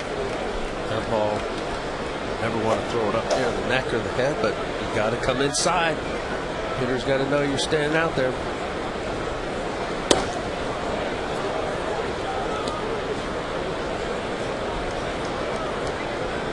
We talked about Rios being traded in quotations after he was claimed on the waiver wire. The Blue Jays would love for somebody to claim Vernon Wells because his salary has become an albatross, and certainly his production is not to the level of the salary, and he pops up the short. But no one's going to take that chance. You see, this is kind of a hanging slider also, but Wells, see that reaction. Believe me, we've all been there as hitters. You get a pitch to hit and you just miss it. It's one of those years is, doesn't look comfortable at the plate, kind of pulling off the breaking ball. He's got numbers from the past that show what type of player he could be. Every once in a while you get locked in an organization and it just, things aren't going well. A lot of it has to do with some injuries. He's had some injury bugs, but you mentioned, Paul, 03, 33 home runs, 117 RBI. His last very productive year was in 06, 32 home runs, 106. But he's been hurt an awful lot. The groin, calf, shoulder. Swing and a miss. And Ruiz, who had the home run to put the Blue Jays ahead, strikes out for the second out. Again, laughed at that. I thought he got a fastball, and you thought it might be the last fastball he sees tonight. You see him striking out on a breaking ball. And there's an old saying that, guys, look at this. They're starting to multiply. Just hanging them on the line out there. Must be laundry day. Huh? Maybe the one just fell off. We think it's a Jersey, but maybe the one fell off. Pretty cool. Here, put a little one on it. I appreciate that. Encarnacion fouls it away. Things are going well tonight. I just got a text from my daughter. She says, "I agree with you, Dad. You need background music." Isn't it nice when your kids agree with you? It is great. Huh? They know where their bread is buttered. What, are they going to agree with Al?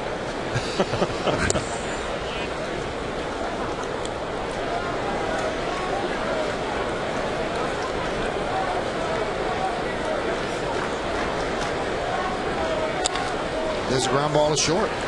Jeter's there, so a strong 1-2-3 sixth inning for Java Chamberlain as the Blue Jays go down in order, and we go to the bottom of the sixth. Blue Jays up by 1 on my 9.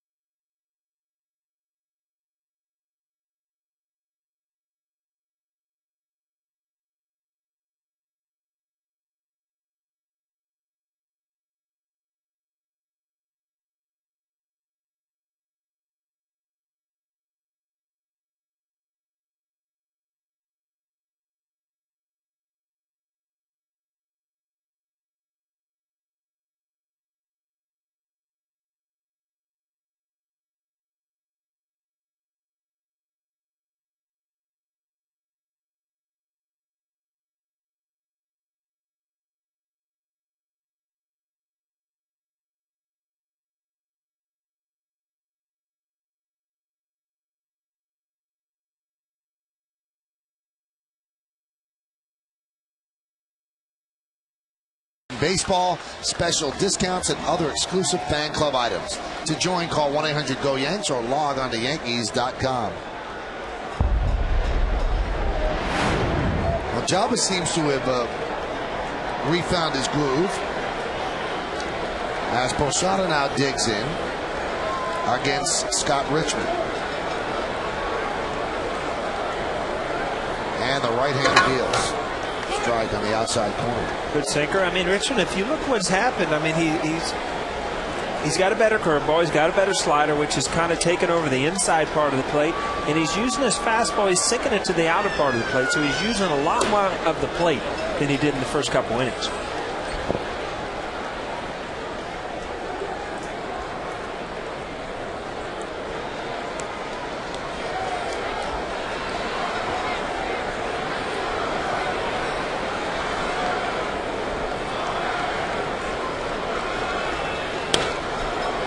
The other way. Yeah, it's a good story. There's certain guys where you're happy for them. I mentioned at the beginning with the Scott Richmond Scout Report. After high school, nobody wanted him. Didn't get scholarships. He's from British Vancouver, British Columbia.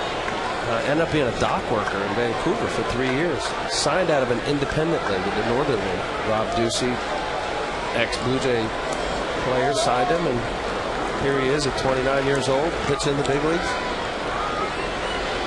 It's funny you think about it. I mean, as a high school player in Canada, how many games do you play a year in high school? I mean, what, a 10, 12 game season? I mean, probably about as many as they do in New York State. Yeah. Minnesota. Swing and a miss. There's a lot of baseball players that come from that Vancouver area. Well, Richmond struck out 7. Let's take a look at all 7 of those. Big old hook, lock it up, A-Rod, then a nasty curveball in the dirt. The curveball started going, as Paul was saying, another curveball. Then they started introducing this little slide, not introducing, but that late break inside corner. It looks like a fastball. It's either just dropping out, Melky Cabrera, and then that big 12-6 breaking ball slow enough to get Posada out in front on his front leg. Here's Robinson Cano. Count 1-0.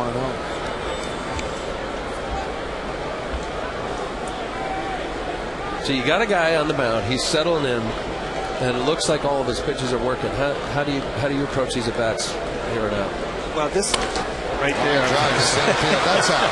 You go up there and you hit like Robbie Cano. But now, from a left-handed hitter, if I'm facing this guy right now, his good curveball is in off the plate. So I'm going to look away. He's starting to sink the ball a little bit, and I'm going to hit the ball up the middle the other way and take away that ball away out of my mind, because he's not throwing it for strikes in there. He's getting strikeouts, but they're not good pitches to hit. So I'm going to look out over the plate and drive the ball the other way.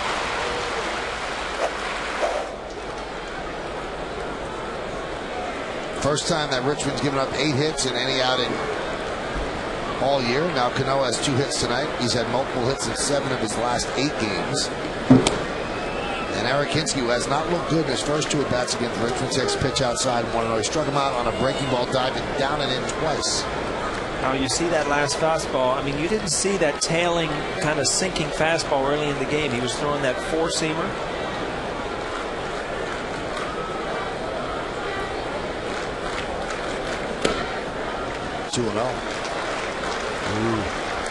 Backing up. There was to eliminate the inner half now is, along with your game plan, get a fastball away here.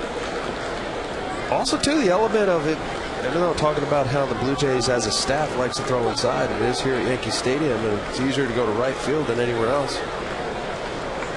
I mean, you're going to pull that miss, that hanging slider out over the plate. You'll pull that anyway. Just don't give him that ball away.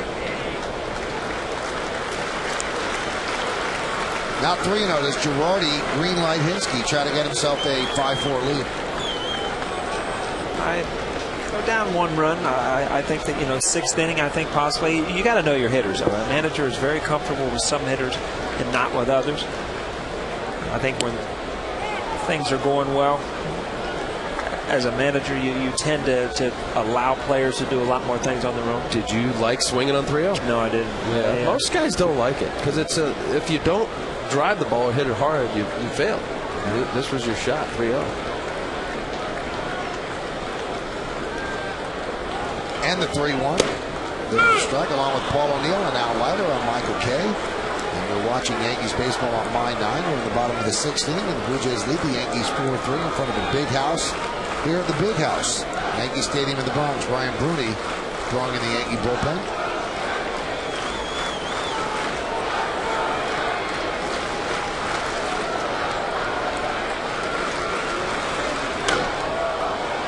popped up, shallow right center. Vernon Wells, and scooting back is Cano. So they're 2-away. And Eric Hinsky had a pitch to hit here. You know, he got in a 2-strike count, and as a hitter, you know, when you're not playing every day, you get a little defensive. But this is kind of a hanging breaking ball right out over the plate. Sometimes you wait too long, and he kind of jammed himself. You see that little stutter step. You try to make that ball drop in there. We talked about Vernon Wells and some of his injuries, but he still plays a pretty good center field. A lot of those injuries, you know, might be AstroTurf injuries, leg injuries, playing on that stuff up in Toronto, day in and day out. Here's Melky Cabrera, and the pitch is low. As we mentioned, Cabrera's 25th birthday today. You've had 2 career home runs on 3-0 counts. Yeah, I didn't swing very much. You know, it only took a couple ground outs to quit swinging 3-0. Every once in a while, I remember one of them was in the old Detroit Stadium. It's a left-handed hitter, you know, that's a pretty good place to let it fly, because if you didn't even look at that leche, milky, huh? Leche is milk in Spanish. Didn't even have to use your SAP button for that. No.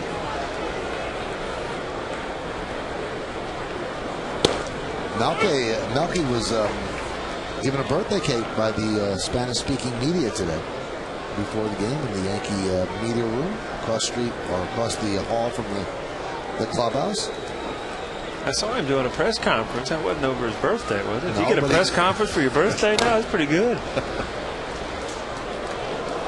You know, when I walked by and I saw that they had given him that cake, I felt sorry that I'd never done that for you, Paul. Really? Yeah. I mean, we should have been closer when we played. You know what? I knew that Michael and I were real tight when I got my first invitation to his party, his winter party or Christmas party, whatever you have. I got an invitation. And I knew we were real tight when he said no. Yeah, I wasn't in town, but you know, kept the invitation. Swung on and foul tipped into the glove of Baraja, so Richmond continues dealing 2 more strikeouts. No runs a hit, no errors, and 1 man left on base. We move on to the 7th inning. It's 4-3 Toronto.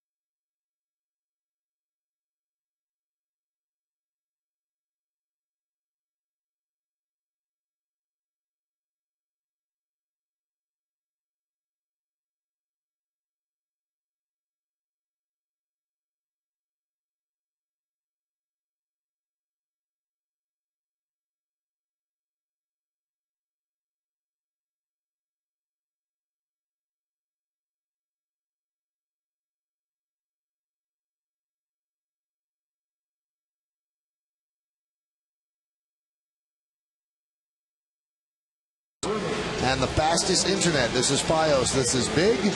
And Brian Bruni gets the call. So Jabba had 2 rough innings, the 3rd and the 4th. Yep. And right now it's costing him the game as the Yankees are trailing 4-3. They turn to Brian Bruni, 3-0. He has 27 strikeouts in just under 23 innings, a hit per inning, and 12 walks.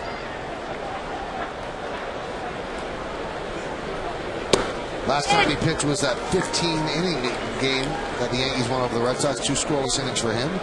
On the Chase scoreboard, 4-5-0 Jays and 3-8-0 for the Yanks. And the 0-1 to Barajas. Fouled straight back here. And it just missed Blue Jay radio announcer Jerry Howard. That's why Al's laughing.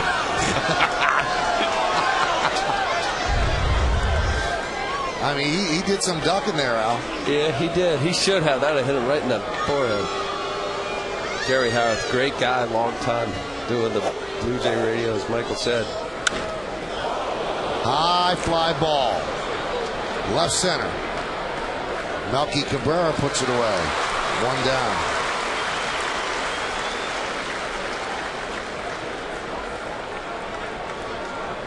Mentioned about Bruni, Michael, on Friday night, 2 innings, only 1 hit, 2 strikeouts, 39 pitches. Brian Bruni feeling better, trying to find that groove, getting back in the mix, along with Phil Hughes and Phil Koch.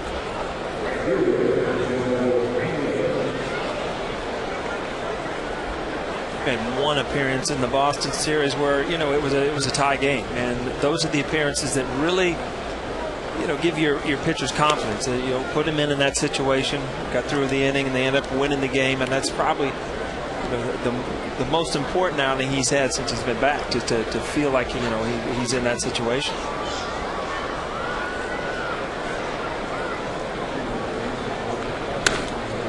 Sharply hit and a base hit through the right side for England. So the number 9 hitter is walked and now singled. He's 1 for 2.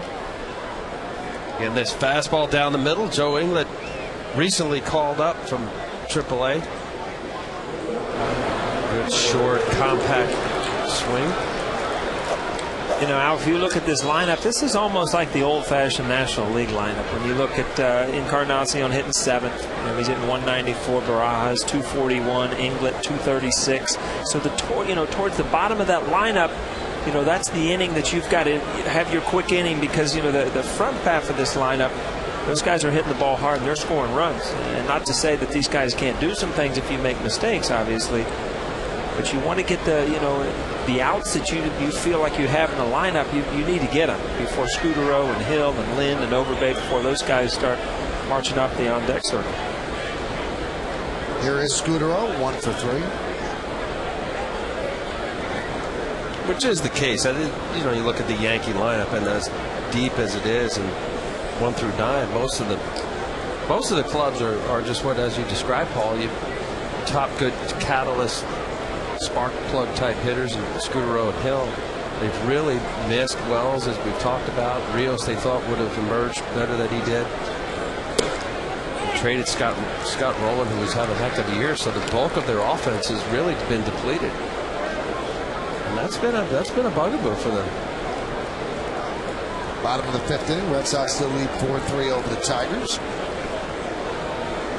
I mean, you look at the Blue Jays staff, they're second in the American League in ERA. Last year, they had the best ERA team-wise in all of baseball by about 40 points. Well, American League by 40 points.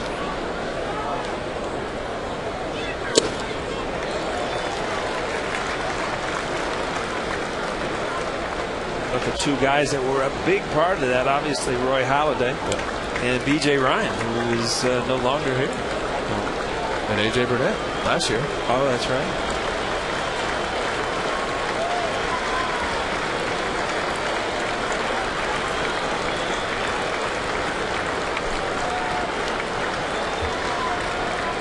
And the 0-2. Did he hold up?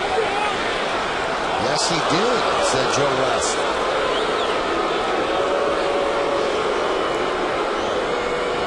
Joe Girardi doesn't agree. Let's see if he's right. He didn't look like he held up. It's one of those strikeouts that you can get when you throw mid to high 90s. Guys just can't handle that ball that high. And 92, 93, guys will take that pitch. But when it's that hard at 96, you offer at it, and you can't hold up most of the time. Just misses outside. Well, and also, too, the reaction time in 96, it happens so quickly. You got to click it sooner, so as a result, the hitter's going to be a little jumpier, having the honor of 95 or better fastball. It's his second time tonight. Scudero's been 0-2 and then worked back into the count. 2-2. He struck him out. see that he works himself back in the count, and I saw a stat where it was either he or Suzuki from Seattle were the best hitters from 0-2 on. They battle back in the count. Not an automatic out. That's a good slider right there. No, that would be Ichiro. That would be Ichiro. You don't hear his last name. No, yeah. He's one guy. I was trying to throw one at Michael to see if he caught that. Aaron Hill fouls it back. I don't have a problem with saying Suzuki. That's the name. I mean, why don't we call Derek Jeter Derek? What is it? Well, I know there was a little bit of an issue with teams are supposed to put the last name, and he was allowed to put Ichiro. Right. It's like you're Elvis. I mean, why do you stand out above everybody else? I think it should be Suzuki. So do I. Let's get it done. Scudero hits .321 after 0-2 counts this year. Pretty impressive.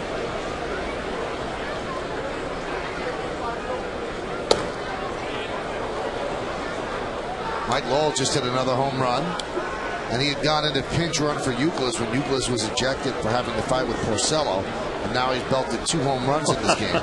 That's a pretty good day when you're not even supposed to play, and all of a sudden, bam, you've got 2 home runs in the home run column. You brought your team back. You're now winning a game that, who knows, might change your team's season because everything in the world has happened. You've had brawls, you've had guys get kicked out, you've just got swept in Yankee Stadium. You need something to kind of light a fire. That might be happening in Boston tonight.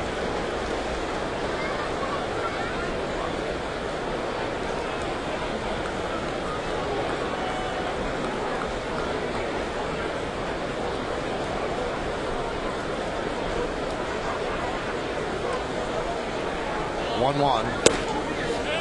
Throwing hard, but missing outside the count. 2-1.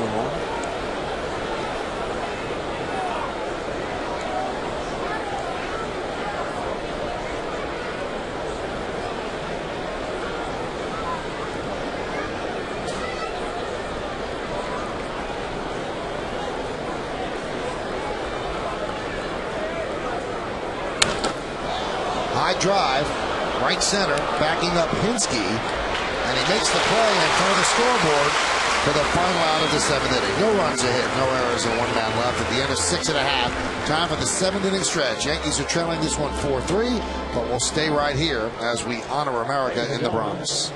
Please rise and offer a moment of silent prayer.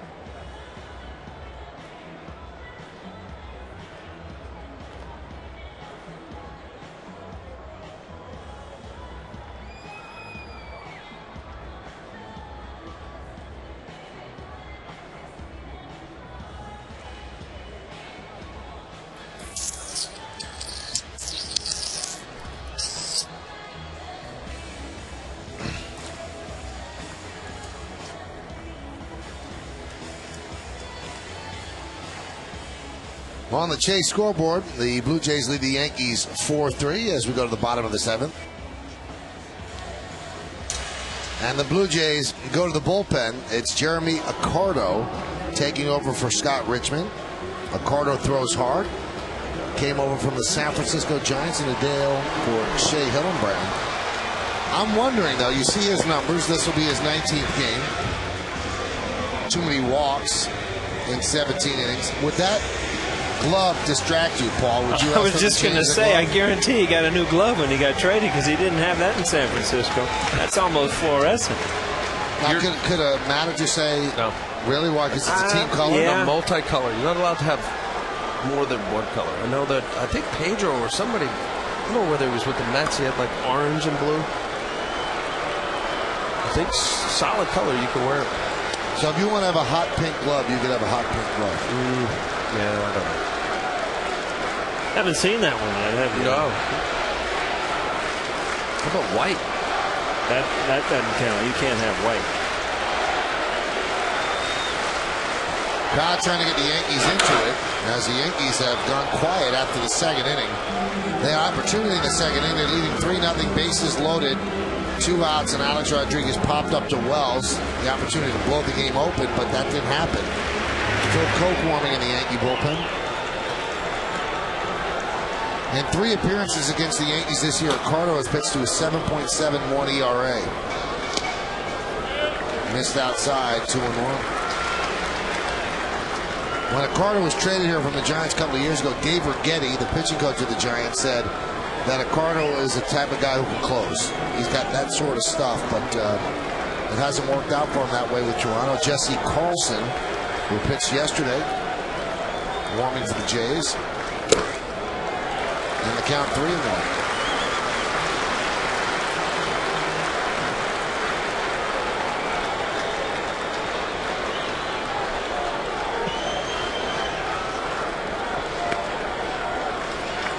You mentioned about Rags, Jeremy Accardo. You're right.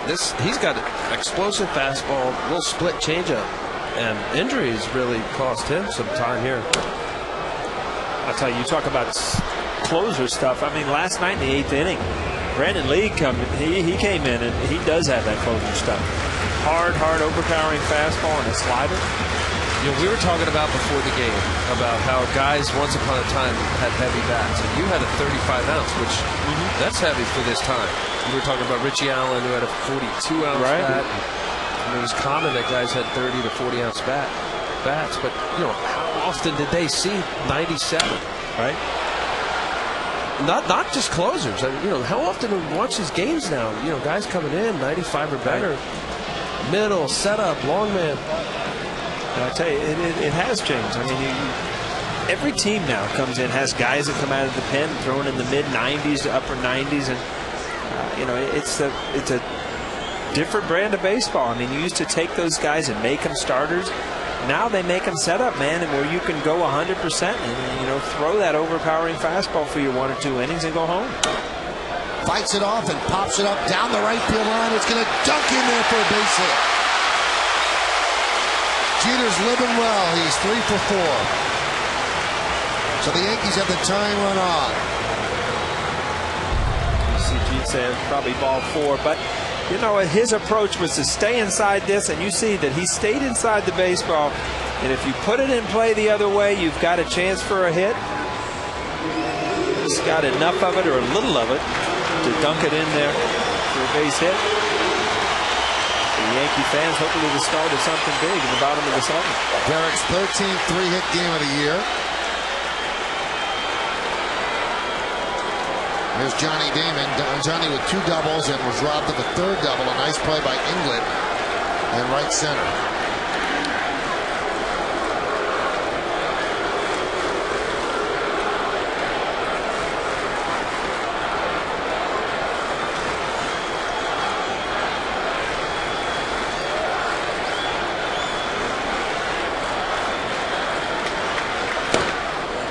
Pitch outside, 1-0.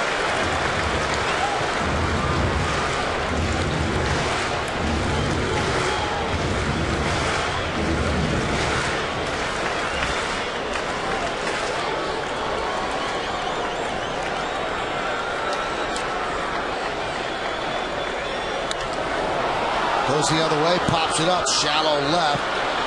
Scudero and Lynn with the call on the catch. 1 out. So Scudero and Lynn, there was that one moment of indecision there. And again, these fly balls in between the infielder and the outfielder. The outfielder's job is to get in there. Make this an easy play. Scudero kind of in at double play depth. It's a harder play for him.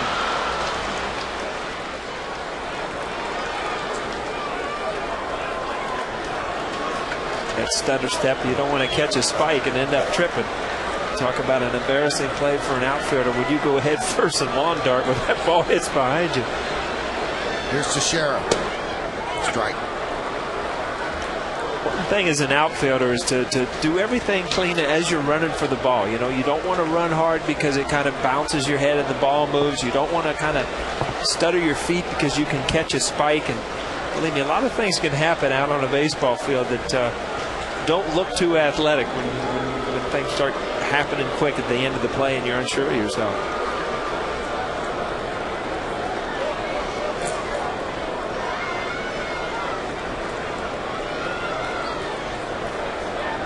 Teixeira 1 for 2 with a walk. An RBI tonight. Foul back.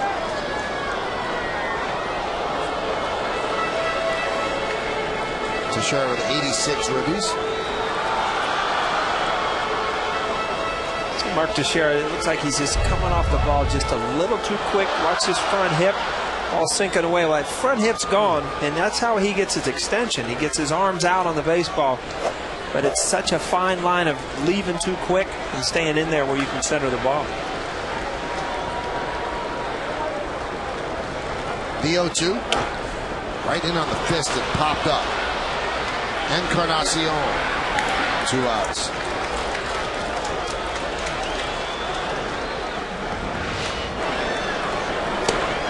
Again, I mean, strike one, you start, and then there's the pitch. That ball was out over the plate. This is the thing here. That was a pitch that he missed. But again, you pulled off. Now I'm going to stay in there, and then you kind of jam yourself. You see, he didn't get that extension that you want if you're Mark Teixeira. Looks like a little mistake on Ricardo's part. He was setting up away. That was a cutter. Right. That actually, to Ricardo's favor, got inside on him. And that's the funny thing. You go back as a hitter, and you didn't know that he missed his location. So you think, gosh, he got me out inside, which means he wanted to come inside. You didn't know that he missed it. You know, so the next time up, now you're going to look away, or look in, and then they're actually trying to get the ball away to you. Now, as one guard against that ball, he could run in the video room and see that he missed the spot. Yeah, and sometimes you will do that. A lot of guys do this day and age. You just go in. You don't. I used to in the old days. I loved video, and I would go in there screaming and yelling and want to know about pitches if they were strikes or balls, and I would watch video to see that. And you know, you can pick up things what you're doing at the plate immediately on video. It doesn't lie. You were screaming and yelling, huh? You must have been a joy. Never. You just said it. It was just a figure of speech, Mike, you know? How about a 3 for 3 night? Were you still screaming and yelling? Oh, I wasn't chasing pitches then. I was hitting the balls and running around the bases. Those were fun, man. I would say 9 out of 10 guys go in and look at some point. More about what Paul's saying about where are they pitching, location. Pitch outside to Alex Rodriguez at the count 1-1. And the only time a pitcher would go out there would be you're begging or complaining about balls and strikes and thinking what you see on the mound is different than when you go inside and check it on replay. Do you ever think that it's a bad call, checking a replay, because you know I was wrong? Yeah, often. It's funny, too, because you go in there. Ripped to third. Nice play by Encarnacion. And he fires to second to get the force on Jeter. A nice scoop by Hill. So they play no doubles close to the line, and Encarnacion snares that hard ground ball. So the leadoff single by Jeter is wasted. No runs a hit. No errors. 1 man left. Good play by Encarnacion as we will.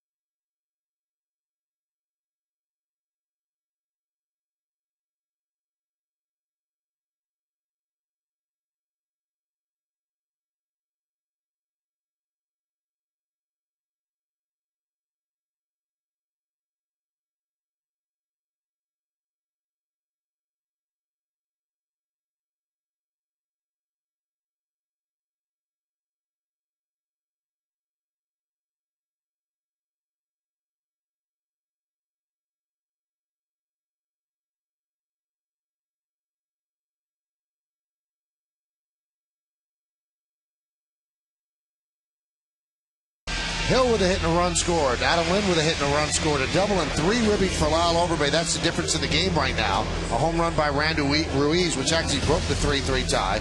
And Joe England picked up a single and also scored a run. That's the Blue Jays in-game box score.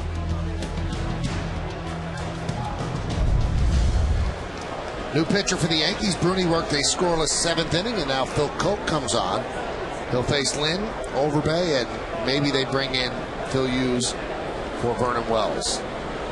Those are Koch's numbers.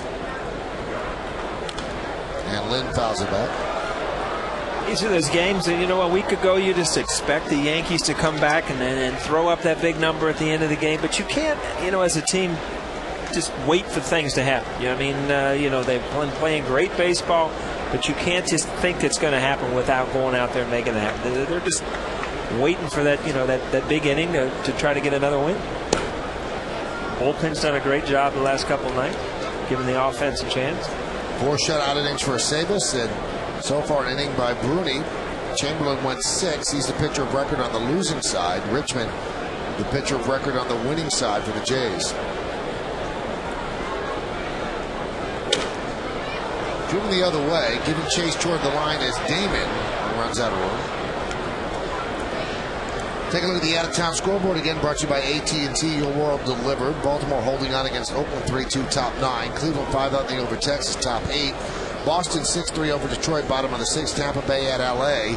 That starts in about 35 minutes. Atlanta over Washington 6-1, top of the 7th. Houston has moved ahead of Florida 7-6, top 7. Cubs 2, Phillies nothing, top of the 6th. Mets and Diamondbacks at 9:40, so that's about 10 minutes. That one's popped up. The birthday boy, Melky Cabrera, puts it away for the first out.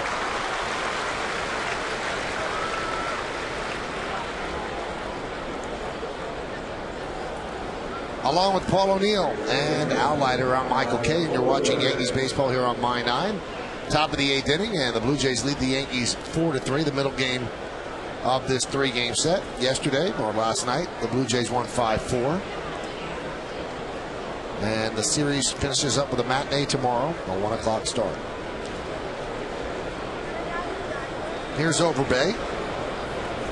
1 for 3, and the 1 was so big. Bases clearing, bases loaded, double. All right, Michael, I'm going to put you on the spot here. Now, we just heard, just reset this with Paul O'Neill and Al Leiter tonight. Who's your dream game? Who are you up in the booth with? Scooter? Ben Scully? Oh, wow. Oh, you mean ever? Ever, yeah. Who's your... Well, Ben Scully works alone, so that wouldn't be an option. That'd be an easy game, then, huh? I would love to do a game with Rizzuto, White, Messer. That'd be it? All right. Because you kind of grew up with that, That's who I grew up with. Or Mel Allen. You know what? That was kind of before my time. He came back toward the end with Sports Channel. But you're gonna think this is wimpy. Every game I do is a dream. All right, next pitch. Let's go. Give me the tissue, would you?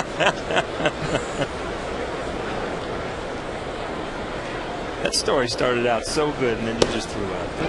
It's true. Yeah. I mean, wanted to be the Yankee announcer since I was 9, so. It's getting better. Keep going. That's it. So every game I do is a dream, even with you two. That's right. We do need a little Barry Manilow behind that one.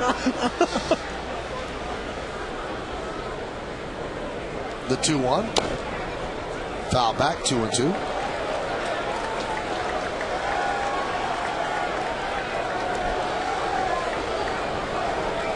Vernon Wells picking out a fan.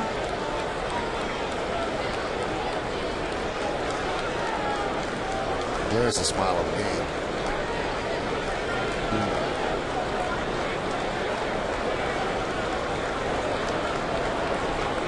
And the 2-2. Right back to Koch. And there's 2 row.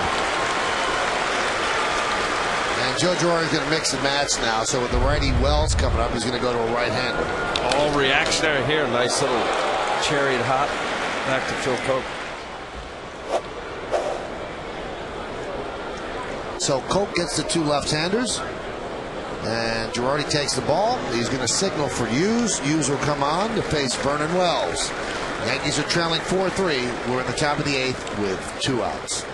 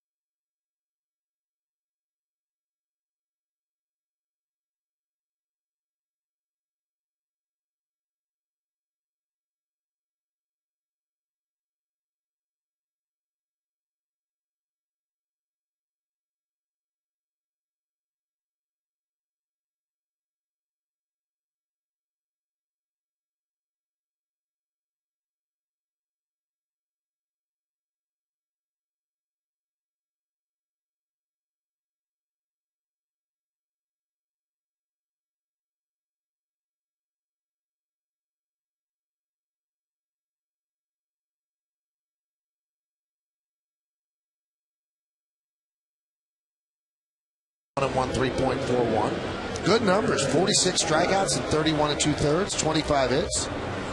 Too many walks. I'm sure he wants to cut that down, but he's got electric stuff.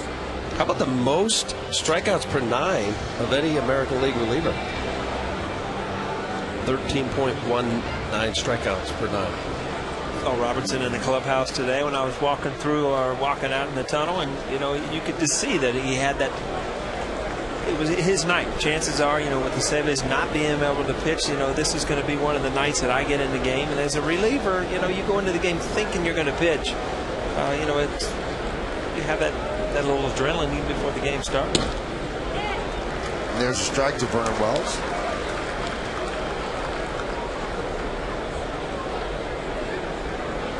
School is in class. School is in session.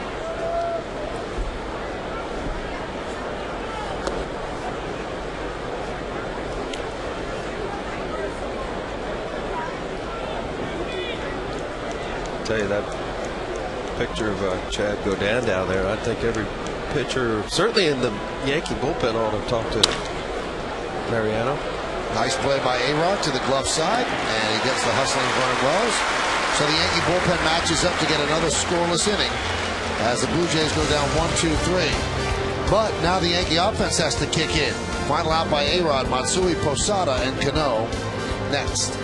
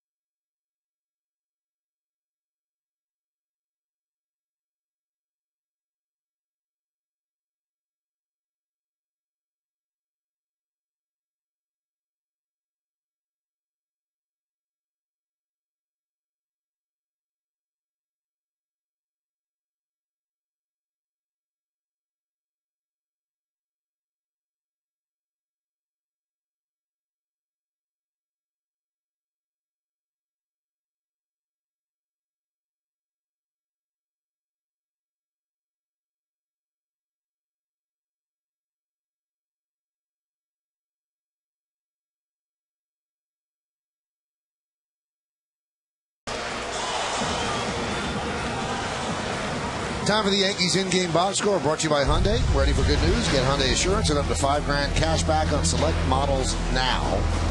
3 hits for Derek Jeter, 13th time this year he's done that in a game. Johnny Damon with 2 doubles and a run scored, a ribby by Mark Teixeira. Jorge Posada picked up a ribby on a double and a run scored, 2 hits for Robinson Cano. Eric Hinsky 0 for 3 with 2 strikeouts, and Melky Cabrera with a sac fly drove in a run on his 25th birthday. That's 7 innings of box score. We have the bottom of the 8th coming up right now in front of a big crowd here at the new Yankee Stadium. And a new pitcher is Jesse Carlson. Richmond started, went 6. Jeremy Accardo in the 7th. And now Carlson here in the 8th. Carlson pitched a scoreless inning last night. 1 strikeout. And he will deal to Matsui. Grounded foul.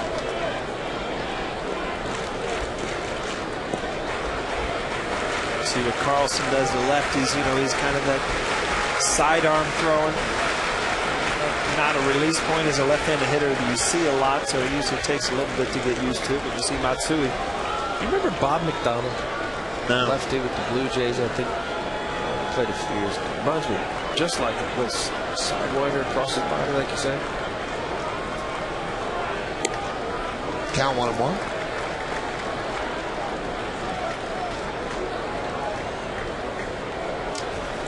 10 career appearances against the Yankees. Carlson sports a 6.75 ERA.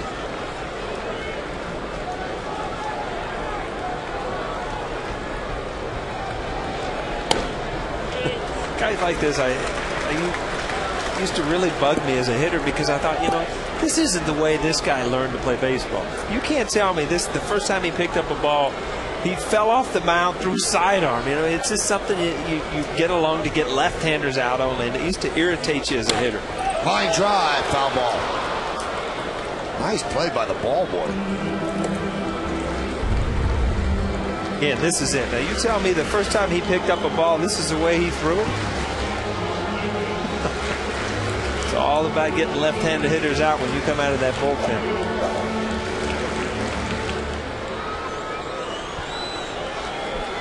Well, it's funny you mention that. The Yankees had Mike Myers, a very effective lefty pitcher, and the reason why he dropped down, to your point, was Al Kaline suggested to get more movement. And you're right, most conventional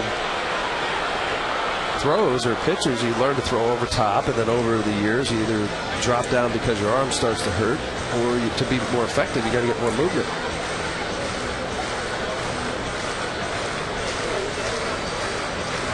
Mark Eichhorn was a guy who played for several years with the Blue Jays. He was a guy also in the minor leagues, was an over top guy, and then really ended up doing some like Chad Bradford kind of thing, way sidearm frisbee underhand stuff.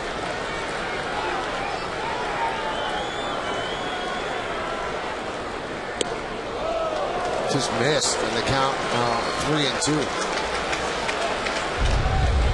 See Matsui kind of hold his breath there. It's a borderline high strike. Ball's up in the zone. Got a lot of the plate. I didn't want to call if I was hitting. I know that.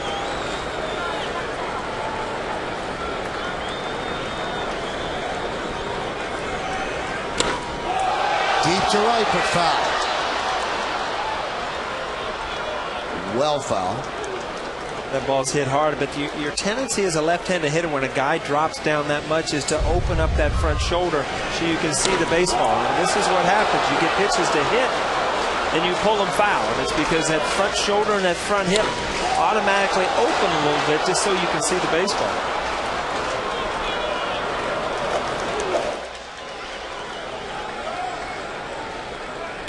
That one's drilled deep to right. There it goes. See ya! A long home run for Matsui, and the game is tied at 4.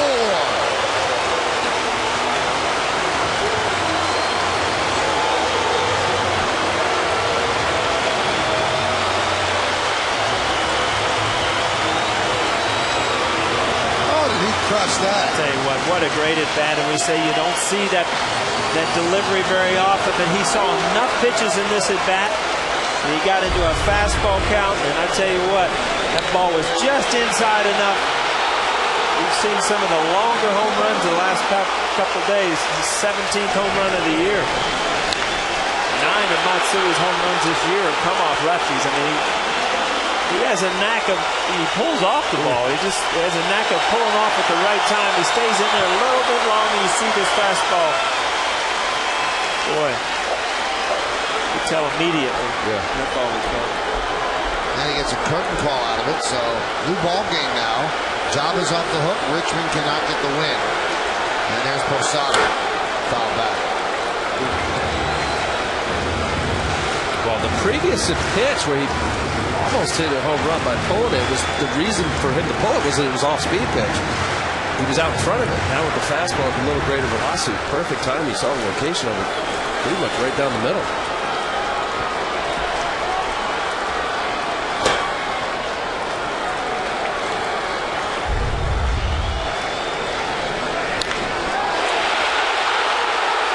See, this was really crushed. Way into the night here.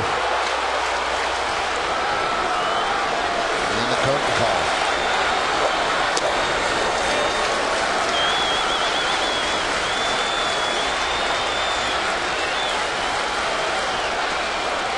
And with that home run, Mariano Rivera will start the throw.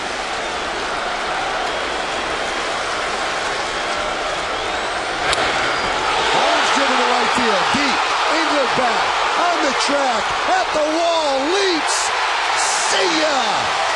A solo home run for Jorge Posada. The Yankees go back-to-back to take a 5-4 lead.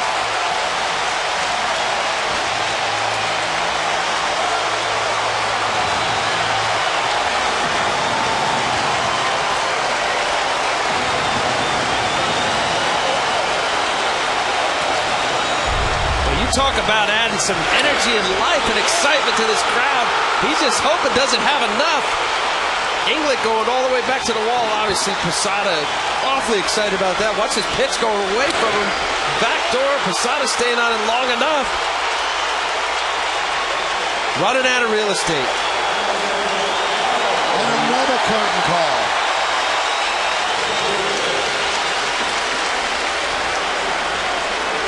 Cito Gaston is going to talk with Paul Nauer. And he's saying that the fan reached over the wall to take the ball away from England. Let's see if he did.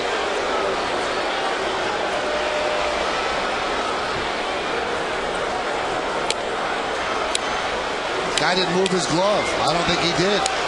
Good play, too. That was a great play. He did not reach over England's glove. England just missed the ball.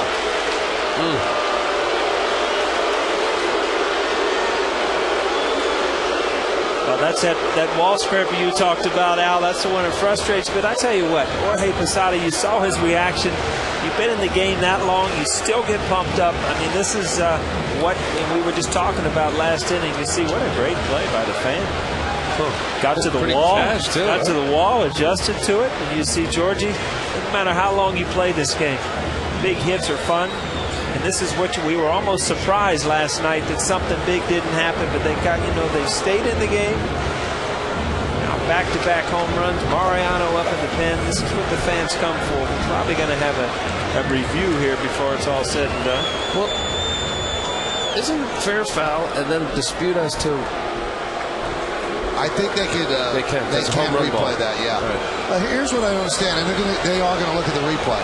And I'm glad that there's replay in baseball, because you tell me how Joe West at first base could get down in time to see if that ball is interfered with. There's no way. Yep. I mean, they'll look at the replay and they'll see that it wasn't.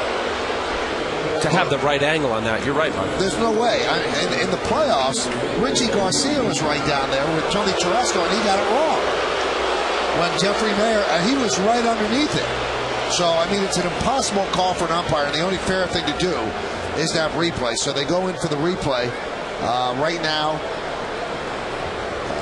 that guy's signing autographs out there. 10:50. He's keeping score. 9:50. And really, his glove did not reach above the right fielder's glove. He just kept it lying there, and the ball eluded the glove of England, landed in that gentleman's glove. Also, England's timing of his jump. I mean, he went to the wall as he should have, jumped up, and it looked like he was already on his descent when the ball hit into the fan's glove. Watch him come back down. This is blown up to get a better look, and it just missed his glove, and the guy has his glove resting against the wall. Lefty out there, Paul. I said he played it well. He got to the wall, got his glove in position. Well, if the home run counts, it's the first time since 1983 that the Yankees have had back-to-back home runs in 3 straight games. The dramatic one on Sunday, obviously, Damon and Teixeira. Yesterday, it was Cano and Hairston, and tonight it's Matsui and Posada. So, Cito Gaston in his second tour of duty with the Blue Jays wants this one reviewed, and this is what the umpires are looking at. This blown up from a different angle. And that guy's resting the glove against the wall, not reaching over the glove of England. And I think that's a good call. I think that's a home run. And we'll see if the umpires see the same thing when they look at the replay. If it stands, the Yankees are up 5-4, and Mariano will come in the 9th inning, but the Yankees still have nobody out in the bottom of the 8th. You see to that try picture to nail this down. Yeah. Al Leiter's over here twitching. You see that Red Bull in the back? He wants it. He wants it. It's his drink of choice. Well, let's see. They keep one umpire out here, and one umpire now has come back. That looks like Ed Rapuano. The other two were still in there. You have to keep one umpire on the field so that they can control order. And Joe West says home run.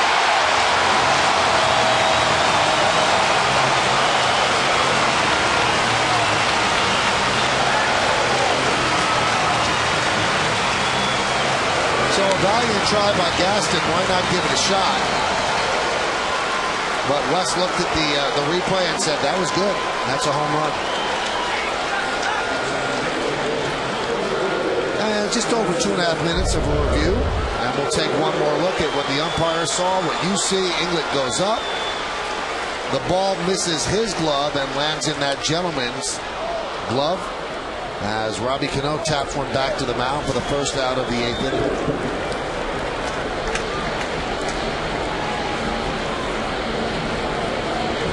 Carlson, who's blown the lead and now is trying to get the loss, gets the first out of this inning.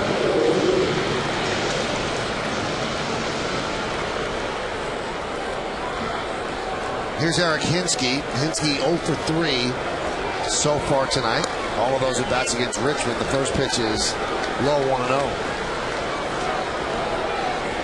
Now tell me if I'm right here. Now, you know what has happened? Boston's in a rain delay now, right? So what happens when you're in a rain delay? You go in and you usually end up watching other games in the locker room. You're watching teams, and obviously they're thinking we're ahead. We could probably pick up a game on the Yankees, and all of a sudden you get back-to-back home runs. Hinsky lines one down the right field line. It's a base hit. Cutting over is Inglet. He'll play it in the corner, and Hinsky picks up a one-out double.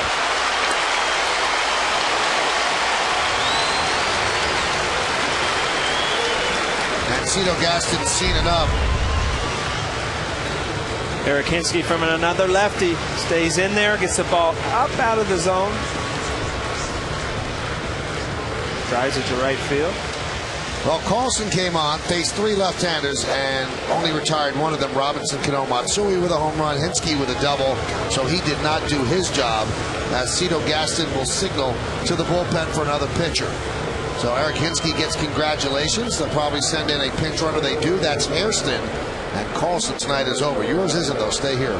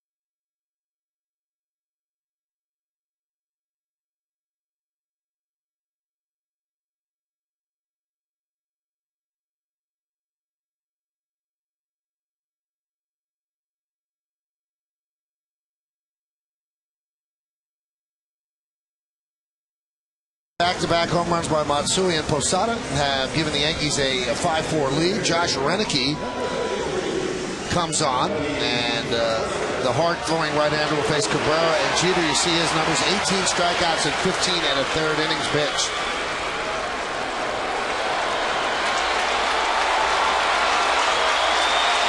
They put up on the scoreboard that today is Melky's 25th birthday, and the crowd is cheering that fact.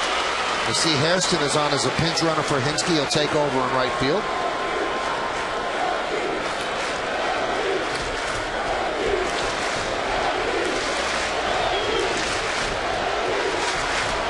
And the pitch. Strike by Reneke.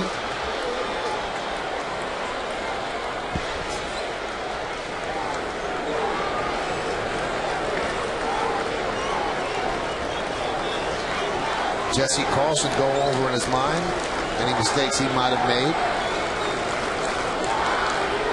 Andy 0-1.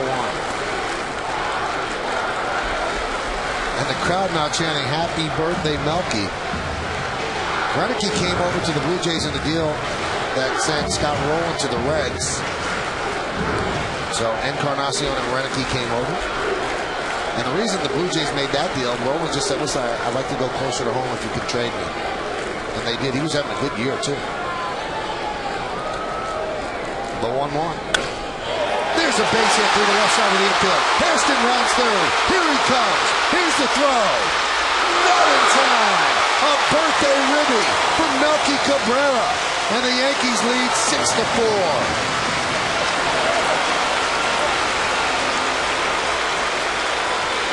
Again, with men in scoring position, take what the pitcher gives you. This is a ball up and away, doesn't try to pull it, shoots it the other way. Good way to drive in runs.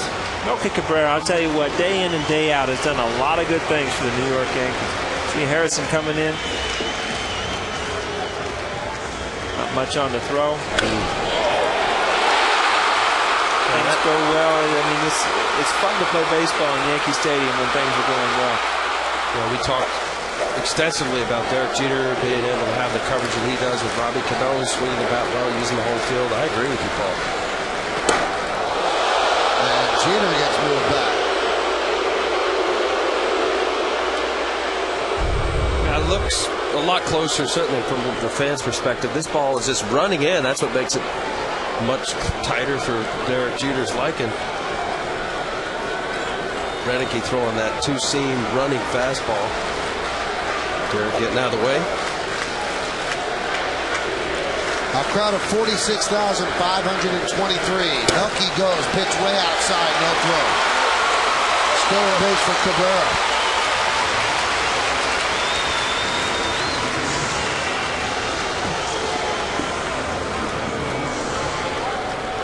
Get that feeling, Al. Put yourself in the manager's shoes. If you make that many pitching changes, you bring in so many people that somebody's going to have a bad night. You just think that all your matchups are going to work out. And it depends on obviously the makeup of your bullpen and how Cito Gaston proceeds with his mixing and matching. The 2-0. Foul back. But after Ricardo just came in strong, one strong inning in the 8th and pretty much set him down. There was one hit. And then it becomes the whole lefty-lefty. The reason with Carlson, it's a little, not peculiar, but his lefty batting average against isn't that stark of a difference. 270 coming in tonight, right-handed batters.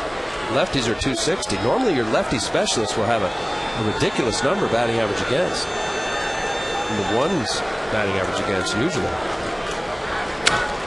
Driven the other way.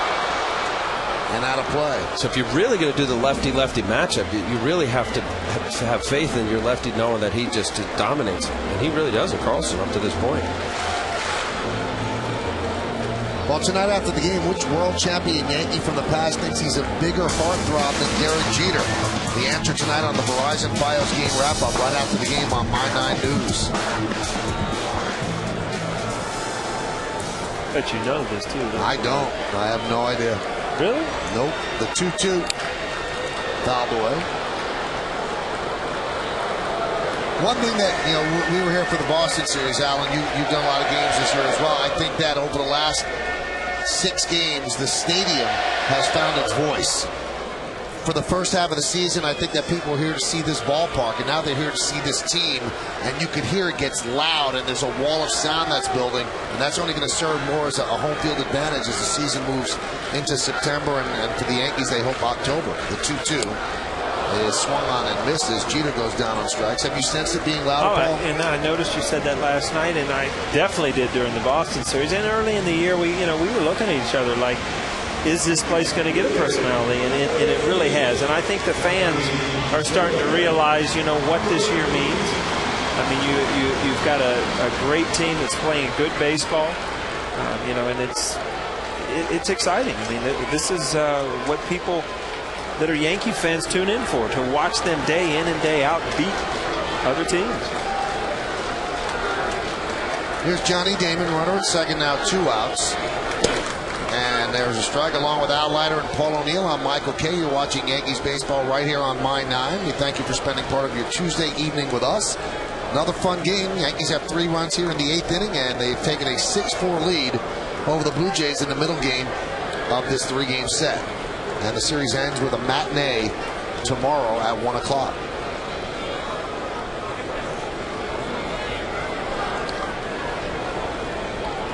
And the 0-1. There's a base hit to right field. Going around third is Melky Cabrera. Here's the throw from England. It's cut off. They've got Damon in a rundown. Yankees lead 7-4. Can they get Damon? He's making it work, and they finally tag him out.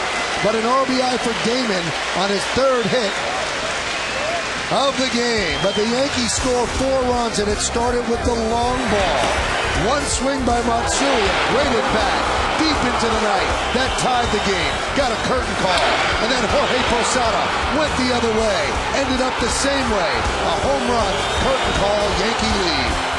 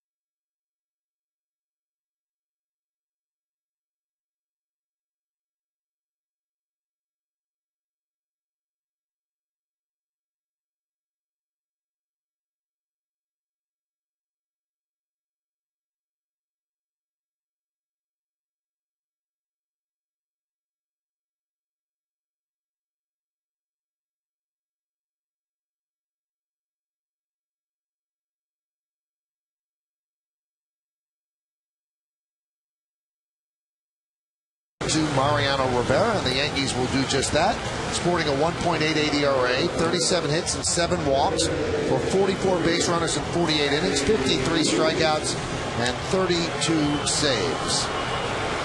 So David Robertson came on to get the final out of the 8th inning. He will get the win in this game if Mariano can hold on. And Rivera will face Ruiz, Encarnacion, and Barajas here in the 9th. 7-14-0, leading 4-6-0.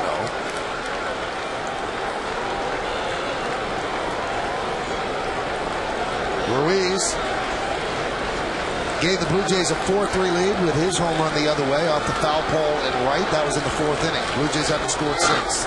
Pitches inside.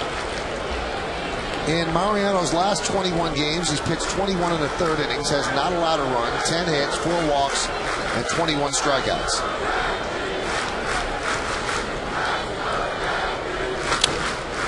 There it is, right to Cano, 1 away. Yeah, we had a kind of an extended version of Good to Enter Sandman tonight. The crowd was up, and Al, did you get to enjoy that enough on the Yankee side where you enjoyed it instead of when he ran in against the Mets to kind of close the door? I just loved it. Did it? Good. All right. I'll tell you, the one place that was pretty cool about it in San Diego with Trevor Hoffman, they do the Hell's Bells, the boom. It was boom. awesome. Yeah. That's really the only thing I remember exciting about that World Series when we went out to play San Diego is that one. I was standing on first base, and they brought him in, and the place was rocking. And that's the only thing they had to cheer about because they got swept. It was actually kind of fun to see.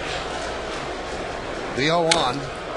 Driven deep to center field, backing up Melky Cabrera. Still back on the track at the wall. See ya! A home run into Monument Park by Edwin Encarnacion, and the Blue Jays have whittled it to 7-5.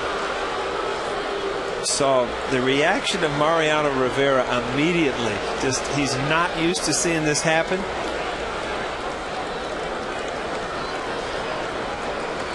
But you know what? Every once in a while it happens. See a cut fastball just kind of hung out there instead of that sharp break. That sound to it. Dead center field. Well, you don't see that very often against Mariano. That's his first home run with the Jays. He had 5 with the Reds. And the first run Mariano's given up since June 12th. And there's a strike to Rod Barajas. It's a long time. That's why Mo was shaking. He knew Encarnacion got all of it. June 12th.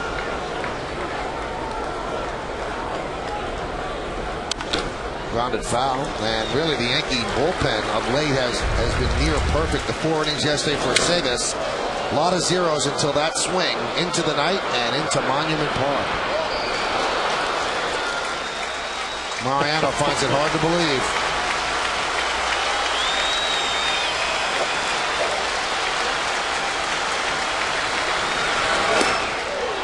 Ironically, that home run ended up where Mariano will end up one day. In Monument Park. With a plaque and the number, the whole deal. He's the last man in the big leagues to wear number 42 the way it is.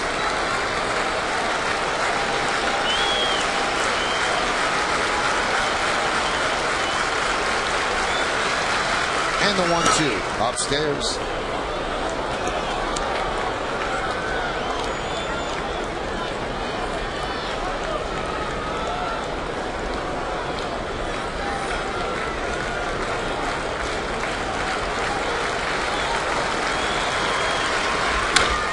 Grounded and through for a base hit.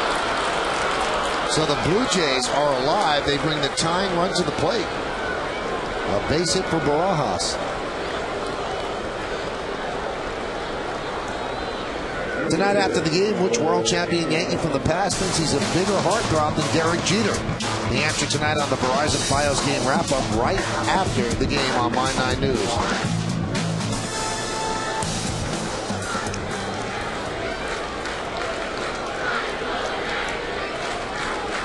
Here's Joe Inglet.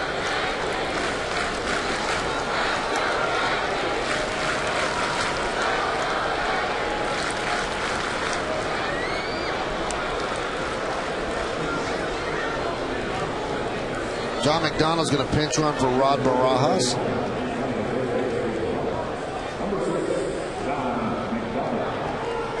So Barajas finishes his night 1 for 4. And that base hit snapped an 0 for 19 slide for Barajas. That's a long over.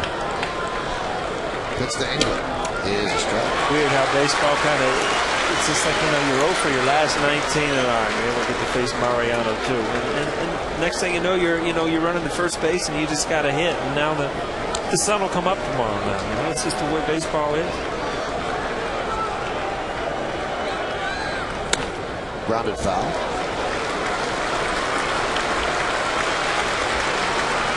That's why you base it over the course of 6 months, and hitters get 500 plus at bats, and see how it all plays out come September.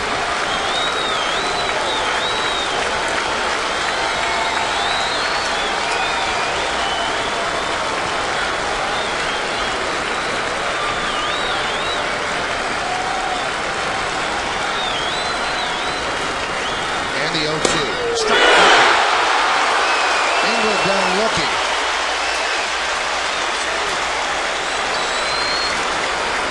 And Mariano showed England that ball in, and then all of a sudden as a lefty you start looking in, and you can't cover that cutter away. One thing Mariano has done in the past couple years is learn to throw that cutter away when he needs to. Now this is a matchup with some history behind it. This was in Oakland on April 15th of 2007. Scooter with a walk-off home run against Mariano, who tried to will it foul. It didn't go. And Mariano with a rare walk-off loss. And that was on Jackie Robinson Day, April 15, 2007. Now, rematch here at the stadium. But Scudero is the tying run in this one. There's a strike. And McDonald advances to second on defensive indifference. 2 for 9, but one of those twos we showed you that game-winning home run in Oakland. So by moving to second, that eliminates the easy force on a ground ball up the middle.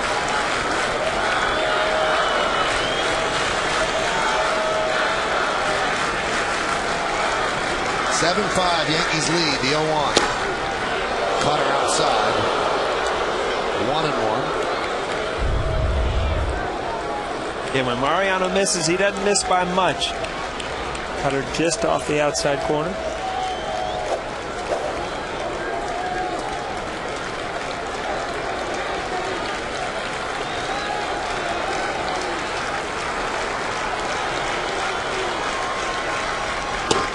Missed outside, and Posada wants to talk with him.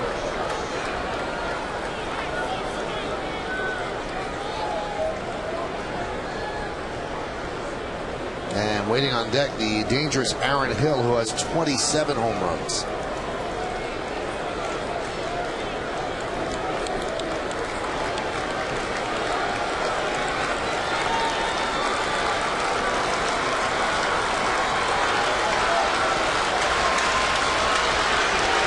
And the 2-1. And the Blue Jays are down to their final strike.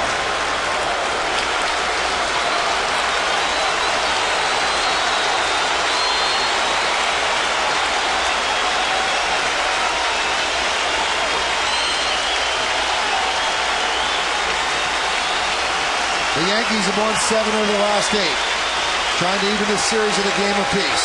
2 balls, 2 strikes, 2 outs. Top of the 9th. Yankees up by 2. And the count goes full. Tell you what, Scudero, as usual, has put together a pretty good at-bat. He's not fishing off the plate, going for that ball. With Mariano's patented cutter, for him to, he's showing that he goes away as he's shown, but he'll block the guy up. And the game the way it is, base hit to right or something to the right side is not going to hurt you. Cutting away. And the 3-2. He struck him out. And the Yankees win the game 7-5. Another come-from-behind victory for the Yankees. 4 runs in the 8th inning. Yankees overcome a 4-3 deficit, and they take this one home 7-5. And once again, the bullpen does an outstanding job.